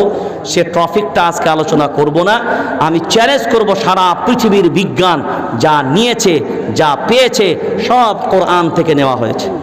সারা পৃথিবীর যা বিজ্ঞান আজকে পাচ্ছে, সারা পৃথিবীর কোরআন মান্যওয়ালারা 1450 বছর আগে পেয়ে গেছে। আলহামদুলিল্লাহ বলে। হ্যাঁ, অনেক মানুষ মনে করে এরা কিচ্ছু বোঝে না। এক জায়গায় একজন আলেম মানুষ বেচারা হোটেলে গেছে, তো এই হাড় চিবুচ্ছে। আমরা অনেকে হাড় চিবুতে ভালোবাসি না, হাড় চিবিয়ে খায়, তো একটা স্বাদ লাগে। তো আলেম মানুষ হাড় চিবাচ্ছে, তো একজন শিক্ষিত মানুষ তার একটু খুব, অনেকে দেখেন না চেটে খেতে চাই না, সভ্য অসভ্য, হ্যাঁ তারা মনে করে স্ট্যান্ডার্ড হব। হ্যাঁ, এখন দেখবেন বেশিরভাগ বাড়িতে ডাইনিং টেবিল খাবার, কি টেবিল? হ্যাঁ ডাইনিং। আবার ডাইনিংয়ের জন্য আলাদা আবার একটা জায়গা করে, কিসের কারণে? যাতে করে সুন্নতকে জবাই করা যায়, যাতে করে ইহুদি খ্রিস্টানদের মতন খাওয়া যায়। তো এইভাবে করে তিনি হাড় চিবাচ্ছেন, আর ওখান থেকে বসে বসে ছি ছি ছি ছি। এই জন্যে আলেমগণকে আমরা দেখতে পারি না। তো ও আর থাকতেই পারলো না, এবার এসে হুজুরের কাছে সামনে, আর যে এসছে শিক্ষিত মানুষ, সে চা খাচ্ছিল টেবিলে, কফি খাচ্ছিল, চা। তো চা খেতে খেতে আর সহ্য করতে না পারে অনেকে আসে না, হুজুরকে বলেই ফেলে। তো এসে বলছে, হুজুর আপনাদের দেশে কুকুরে কি খায়? এখন আপনারা বিবেক দিয়ে বলেন তো, এই প্রশ্নটা করার মানেটা কি হলো? হুজুরকে এই প্রশ্নটা করার কারণটা কি? আপনাদের আসামে কুকুরে কি খায়? আরে হাড্ডি খায় না? এত লেটে বুঝেন কেন? কুকুরে কি খায়? হাড্ডি খায়। তো হুজুর কি খাচ্ছিলেন? জোরে বলেন। যার কারণে সহ্য হলো না, এসে জিজ্ঞাসা করলেন কি, আপনার দেশের কুকুরে কি খায়? কেন মনে পড়লো? ওই যে হুজুর হাড্ডি চিবাচ্ছে। তো হুজুর মানুষ তো, আলেম মানুষ, কোরআনের ইলম আল্লাহ দিয়েছে, উনি মাথাটা একবার নত করলেন। ও আমাকে বলছেন? ওটা ইচ্ছা করি। হ্যাঁ হ্যাঁ হুজুর আপনাকেই বলছি, আপনাদের দেশের কুত্তাই কি খায়? বলো, ও আমাদের দেশের কুত্তাই তো চা খায়। কি খায়? এখন ও তো জিজ্ঞাসা করেছে, ও যদি জানতো তাহলে জিজ্ঞাসা করতো না, ও তো বেটা আর বেকায়দা পড়ে আছে। তো কভি पंगा लो मगर आलिम से मत लो, कभी पंगा लो হি আলিম সে মত লো। রাগ করেন না কথাগুলো। আমাদের মসজিদের ইমামদেরকে আমরাই না বহিষ্কার করি? মসজিদের ইমামদেরকে আমরাই না তাড়াই? তো মসজিদের ইমামদেরকে আমরা তাড়াচ্ছি মানে কি? কোরআন ওয়ালাদেরকে তাড়াচ্ছি। আল্লাহর কোনো পরিবার আছে? এই আল্লাহর কোনো পরিবার আছে? জোরে বলেন। কুল হুয়াল্লাহু আহাদ আল্লাহুস সামাদ। হ্যাঁ, এর শানে নজুলটাই যদি যান, সেখানেই পরিষ্কার করা আছে যে তাদের ওই আকীদা, তাদের বিশ্বাস ছিল আল্লাহর কেউ আছে, আল্লাহর বংশ পরিচয় এসব কিছু আছে। তো বংশ পরিচয় সম্পর্কে জানতে গিয়ে আল্লাহ সূরা ইখলাসটা নাজিল করেছিলেন যে আল্লাহর কোনো বংশ নাই, পরিবার নাই। এটা হলো স্বতন্ত্র, স্বাভাবিকভাবে আল্লাহর কোনো বংশ পরিচয় নেই। কিন্তু আমি আপনাকে প্রমাণ করব আল্লাহর পরিবার আছে। সুবহানাল্লাহ বলেন। মায়ার নবী যা কথা বলেন তা কথা তো মিথ্যা। জোরে বলেন না কেন? মা ইয়ানতিকু আনিল হাওয়া ইন হুয়া ইল্লা ওয়াহয়ুন ইউহা। আমার নবী নিজের থেকে কোনো কথা বলে না, যা বলেন আমি আল্লাহ আমার বলে দেওয়া কথাগুলোই বলেন। আল্লাহর নবী বললেন, আহলুল কুরআনুন আহলুল্লাহ। আহলুল কুরআনুন, জোরে বলেন, আহলুল কুরআনুন আহলুল্লাহ ওয়াল খাসা। মায়ার নবী মদিনাওয়ালা বলেন, শুনে রেখে দাও, কুরআনওয়ালা হবে যারা আমার আল্লাহর পরিবারের লোক তারা। আর এই পরিবারের, আল্লাহর পরিবারের লোকদেরকে মসজিদ থেকে তাড়াচ্ছেন যারা, মসজিদ থেকে বের করেন যারা, মসজিদ থেকে বহিষ্কার করেন যারা, আল্লাহর পরিবারের উপরে হাত দিয়েছেন তারা, আলেমদের বিরুদ্ধাচরণ করেন যারা, আল্লাহর পরিবারের উপরে হস্তক্ষেপ করেছেন তারা, আর আল্লাহর পরিবারে হস্তক্ষেপ করবেন যারা, আনা সেই ছাড় পাবেন তারা। বাস এটা মনে রেখে দেবেন, এইটুকুই আপনাদের জন্য যথেষ্ট। কারণ এরা হলো আল্লাহর পরিবারের মানুষ। সেই জন্য মাদ্রাসার শিক্ষার প্রয়োজন আছে না নাই? আপনাদের সরকার যদি ব্যান করে দেয় তারপরেও চলবে না? চলবে না? জোরে বলেন, চলবে না? চলবে না? ভয় খেয়ে পিছিয়ে যাবেন? डर डर के जीने का वक्त कब खत्म। हाँ, परिष्कार परिच्छन्न। हम ओ ईटा नहीं, हम ओ ईटा नहीं जो दीवारों से टूट जाए, हम तो ओ पत्थर है जो पहाड़ों से भी टकरा जाए, फिर भी कोई पहाड़ नहीं जो हमें तोड़ सके।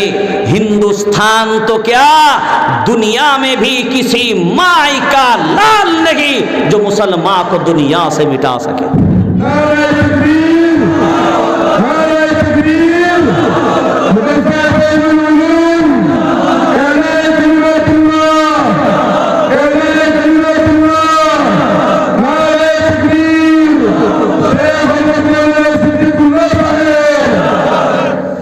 মাশাআল্লাহ। যেহেতু আপনাদের সময় 1.5 ঘন্টা, তারপরেও প্রায় 1.25 ঘন্টা হয়ে গেছে। আপনাদের যেহেতু অনেক বক্তা আছে, অনেক মুকাররির, তারা কথা বলবেন। বাস এই পর্যন্ত কিছু উৎসাহিতমূলক কথা আপনার সামনে রাখলাম। বাস ভরসা আমাদের কার উপরে থাকবে? আল্লাহর উপরে। আমরা যদি মুমিন হতে পারি, আমরা যদি প্রকৃত ঈমানওয়ালা হিসেবে দাঁড়াতে পারি, টেনশন আমাদের নিতে হবে না, টেনশন অন্যদের নিতে হবে। আমরা বিচ্ছিন্ন হব না, আমরা দলাদলি করব না, কারণ আল্লাহর কথা হলো এটাই, যারা দলাদলি করবে তোমরা বিচ্ছিন্ন হবে, তোমরা সাহস হারিয়ে ফেলবে। আর 3 নম্বরে আল্লাহ বললেন তোমরা দুর্বল হয়ে যাবে। আর সাহস হারালেই তো দুর্বল হয়। তাহলে আমরা যখন দুর্বল হব তখন বিজয় আসবে না পরাজয় আসবে? পরাজয়। তাহলে আজকে আমরা দুর্বল হব না, সবল হব। কি হব? সবল হব। আমরা বাস করছি কার বাপের দেশে? जोरे बोलें। हाँ, अगर उर्दू में बोलना है तो बोलना हमारे बाप का देश है, मेरा बाप का देश है, मेरा बाप का देश है। हाँ, কারোর বাপের দেশে আমরা বাস করছি না, আমার বাপের দেশে আমি বাস করছি। কারোর জমিনে বাস করছি না, আমার রবের জমিনে বাস করছি। কারণ রবের বান্দা আমি, তিনি এই জমিন আমাকে থাকতে দিয়েছেন। মিনহা খলাকনাকুম ওয়া ফিহা নুঈদুকুম ওয়া মিনহা। একটা বায়ান এই শুধু আয়াতটার তাফসীর যদি করেন আর পরেন, যদি স্টাডি করেন, আপনাকে আর কোনো বায়ান করা লাগবে না, টেনশন মাথায় নিতে হবে না। কারণ এই আয়াতটা আল্লাহর, এটা মাটি দেবার শুধু দোয়া না, এটা হলো অ্যাকচুয়ালি কোরআনুল কারীমের আয়াত। সূরা তাহা 16 নম্বর পারা 14 নম্বর সাফায় এই আয়াতটা আল্লাহ দিয়েছেন। এর তাফসীরটা নিজেরা পড়বেন। আল্লাহ আমাদের প্রত্যেককে শোনার থেকে আমল করার তৌফিক দিক। আল্লাহুম্মা আমিন। আমি মুসাফির মানুষ, নামবো। আপনাদের যদি কারোর এই মাদ্রাসার জন্যে, কারণ যে আল্লাহওয়ালা মানুষ যার হাতে এই ইদারা প্রতিষ্ঠিত, তেনাকে তো আমরা দেখতে পাইনি। হ্যাঁ, কারণ আমাদের বহু আগেই তিনি দুনিয়া থেকে চলে গেছেন। তো তার মাদ্রাসা জীবিত থাকুক, তার মাদ্রাসার যা প্রয়োজন সেটা তো আপনারা নিশ্চয়ই অনুভব করেন। তার বহু মুরিদানরা এখনও পৃথিবীতে আছেন বেঁচে। তাদের ভক্তি, তাদের ভালোবাসা নিঃসন্দেহে আশা করছি আমিও মুসাফির মানুষ। অন্তত আমি নামার আগে আপনাদের কাছ থেকে একটিবার আবদার করব, যদি আল্লাহর ওয়াস্তে কেউ কিছু মাদ্রাসার জন্য দিতে চান, আমি মুসাফির মানুষ, একটু ছোট্ট করে দোয়া করব। কারণ আমি ভেজাল, কিন্তু আমি যে মুসাফির এটা ভেজাল না। আমি ভেজাল, কিন্তু আমি যে মুসাফির কোনো ভেজাল নেই, খাঁটি মুসাফির। কারণ আমি যেখান থেকে আসছি কত কিলোমিটার, এত খাঁটি মুসাফির, কোনো ভেজাল নেই। আমি ভেজাল, কিন্তু আমি মুসাফির, এইটা হলো খাঁটি। আর আল্লাহ নবী বলছেন মুসাফিরের দোয়া কবুল, এটা আল্লাহ নবী বলেছেন না? তো বাস সেই জায়গায় দাঁড়িয়ে একটু মুসাফির মানুষ দোয়া করব। বলেন। মাস্টার সুফিয়ান মুসাফফা মাস্টার সুফিয়ান মাশাআল্লাহ আহমদ সাহেব 5000 টাকা জোরে বলেন মারহাবা। আল্লাহ কবুল করুক, আল্লাহুম্মা আমিন। এ মাইক কঙ্ক করছে কেন গো? আর একজন ভাই 500 টাকা, আল্লাহ কবুল করুক, আল্লাহুম্মা আমিন। আর কে আছেন ভাই? একটু মুসাফির মানুষ দোয়া করব। আলিপুর জেলা পরিষদ 20,000 টাকা দিবেন। আলিপুর জেলা পরিষদ 20,000 টাকা, জোরে বলেন মারহাবা, জোরে বলেন মারহাবা। আল্লাহ কবুল করুক, আল্লাহুম্মা আমিন। জোরে বলেন আল্লাহুম্মা আমিন। ফখরুল ইসলাম মাশাআল্লাহ 3000 টাকা, আল্লাহ কবুল করুক, আল্লাহুম্মা আমিন। জোরে বলেন আল্লাহুম্মা আমিন। মাশাআল্লাহ। আর একজন ভাই 500 টাকা, আল্লাহ কবুল করুক, আল্লাহুম্মা আমিন। আর কে আছেন ভাই? যারা দিবেন মেহেরবানি করে তাড়াতাড়ি। মুসাফির মানুষ একটা ছোট্ট করে দোয়া করে চলে যাবো ইনশাআল্লাহ। কুয়ামারা নিবাসী জনাব আব্দুল জব্বার সাহেব, কুয়ামারা নিবাসী জনাব আব্দুল জব্বার সাহেব 2000 টাকা দিয়েছেন, আরো 3000 টাকা দিবেন। 2000 টাকা নগদে, বাকিতে আরো 3000 টাকা। ইয়া আল্লাহ, আমরা অনেক বড় গুনাহগার। আমাদের গুনাহ যদি আমাদের বন্ধু বান্ধব জানতো, আমাদের সাথে কেউ মিশতো না। আমাদের গুনাহ যদি আমাদের পাড়ার মানুষ জানতো, আমাদের সাথে কেউ কথা বলতো না। আমাদের গুনাহ যদি আমার পরিবার জানতো, আমাদেরকে ঘর থেকে বের করে দিত। আমাদের গুনাহগুলোর তো কোনো হিসাব নাই। আল্লাহ, তুমি যদি আমাদের গুনাহের দিকে তাকাও তো আমরা ক্ষমার অযোগ্য, কিন্তু যদি তুমি ক্ষমা করে দাও, তোমাকে কেউ জিজ্ঞাসা করার নাই। আর তুমি যদি ক্ষমা না করো, তাও তোমাকে জিজ্ঞাসা করার কেউ নাই। আয় আল্লাহ, এই কোরআনের মজলিস থেকে আমাদের ভিক্ষুকগুলোকে কি তুমি ফিরিয়ে দেবে? বাস তুমি কবুল করে আমাদেরকে মাফ করো। আমিন। আল্লাহ, আমাদের মাফ করে দাও, দাও না, মাফ করো। তোমার কিচ্ছু হবে না, তোমার নাম না রহমান, তোমার নাম না রহিম। আল্লাহ আমরা গুনাহগার যত বড়ই হই না কেন, আল্লাহ জানো আমাদের রব কিন্তু তার থেকে অনেক বড়। আর আমাদের রব যত বড়, তুমি কি জানো আমার রবের দয়া তার থেকেও বড়। আল্লাহ এতগুলি মানুষ, আসামবাসী, আজকে তুমি তো জানো এই রাজ্যের কি অবস্থা।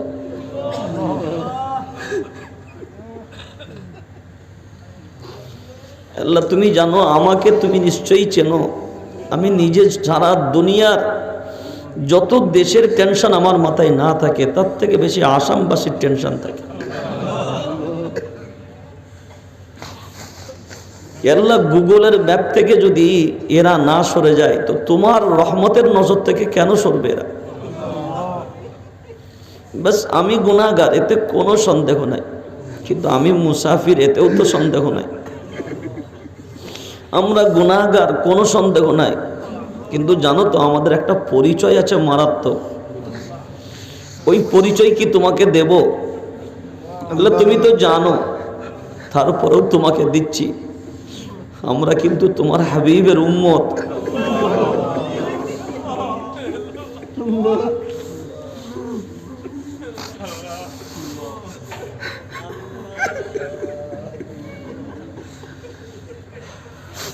আয় আল্লাহ, যার নামে, যার আঙ্গুলি ইশারায় চন্দ্র দ্বিখণ্ডিত,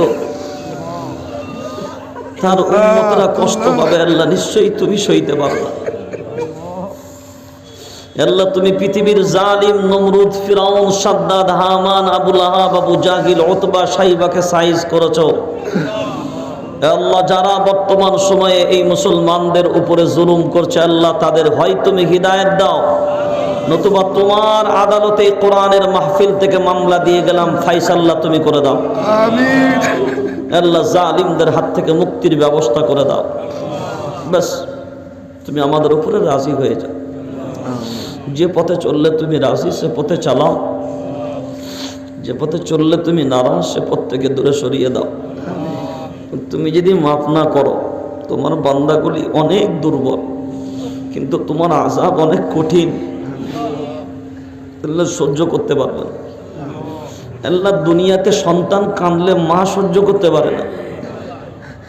এতগুলি মানুষ ঈমানওয়ালা, দেখো তোমার কাছে কেমন ভিক্ষুকের মতন হাত তুলে চোখের পানি ফেলে। আল্লাহ নিঃসন্দেহে তোমার মায়া, তোমার দয়া, তুমি এত কঠোর নও। আল্লাহ তুমি বলেছো ইল্লা মান তাবা ওয়া আমানা ওয়া আমিলা আমালান সালিহা। বাস তুমি আমাদের মাফ করো, আমাদের কবুল করে নাও। যারাই যা আলোচনা করেছে তুমি কবুল করো, এই প্রতিষ্ঠানকে কবুল করো। যারা আজকে হাত তুলেছে কবুল করো।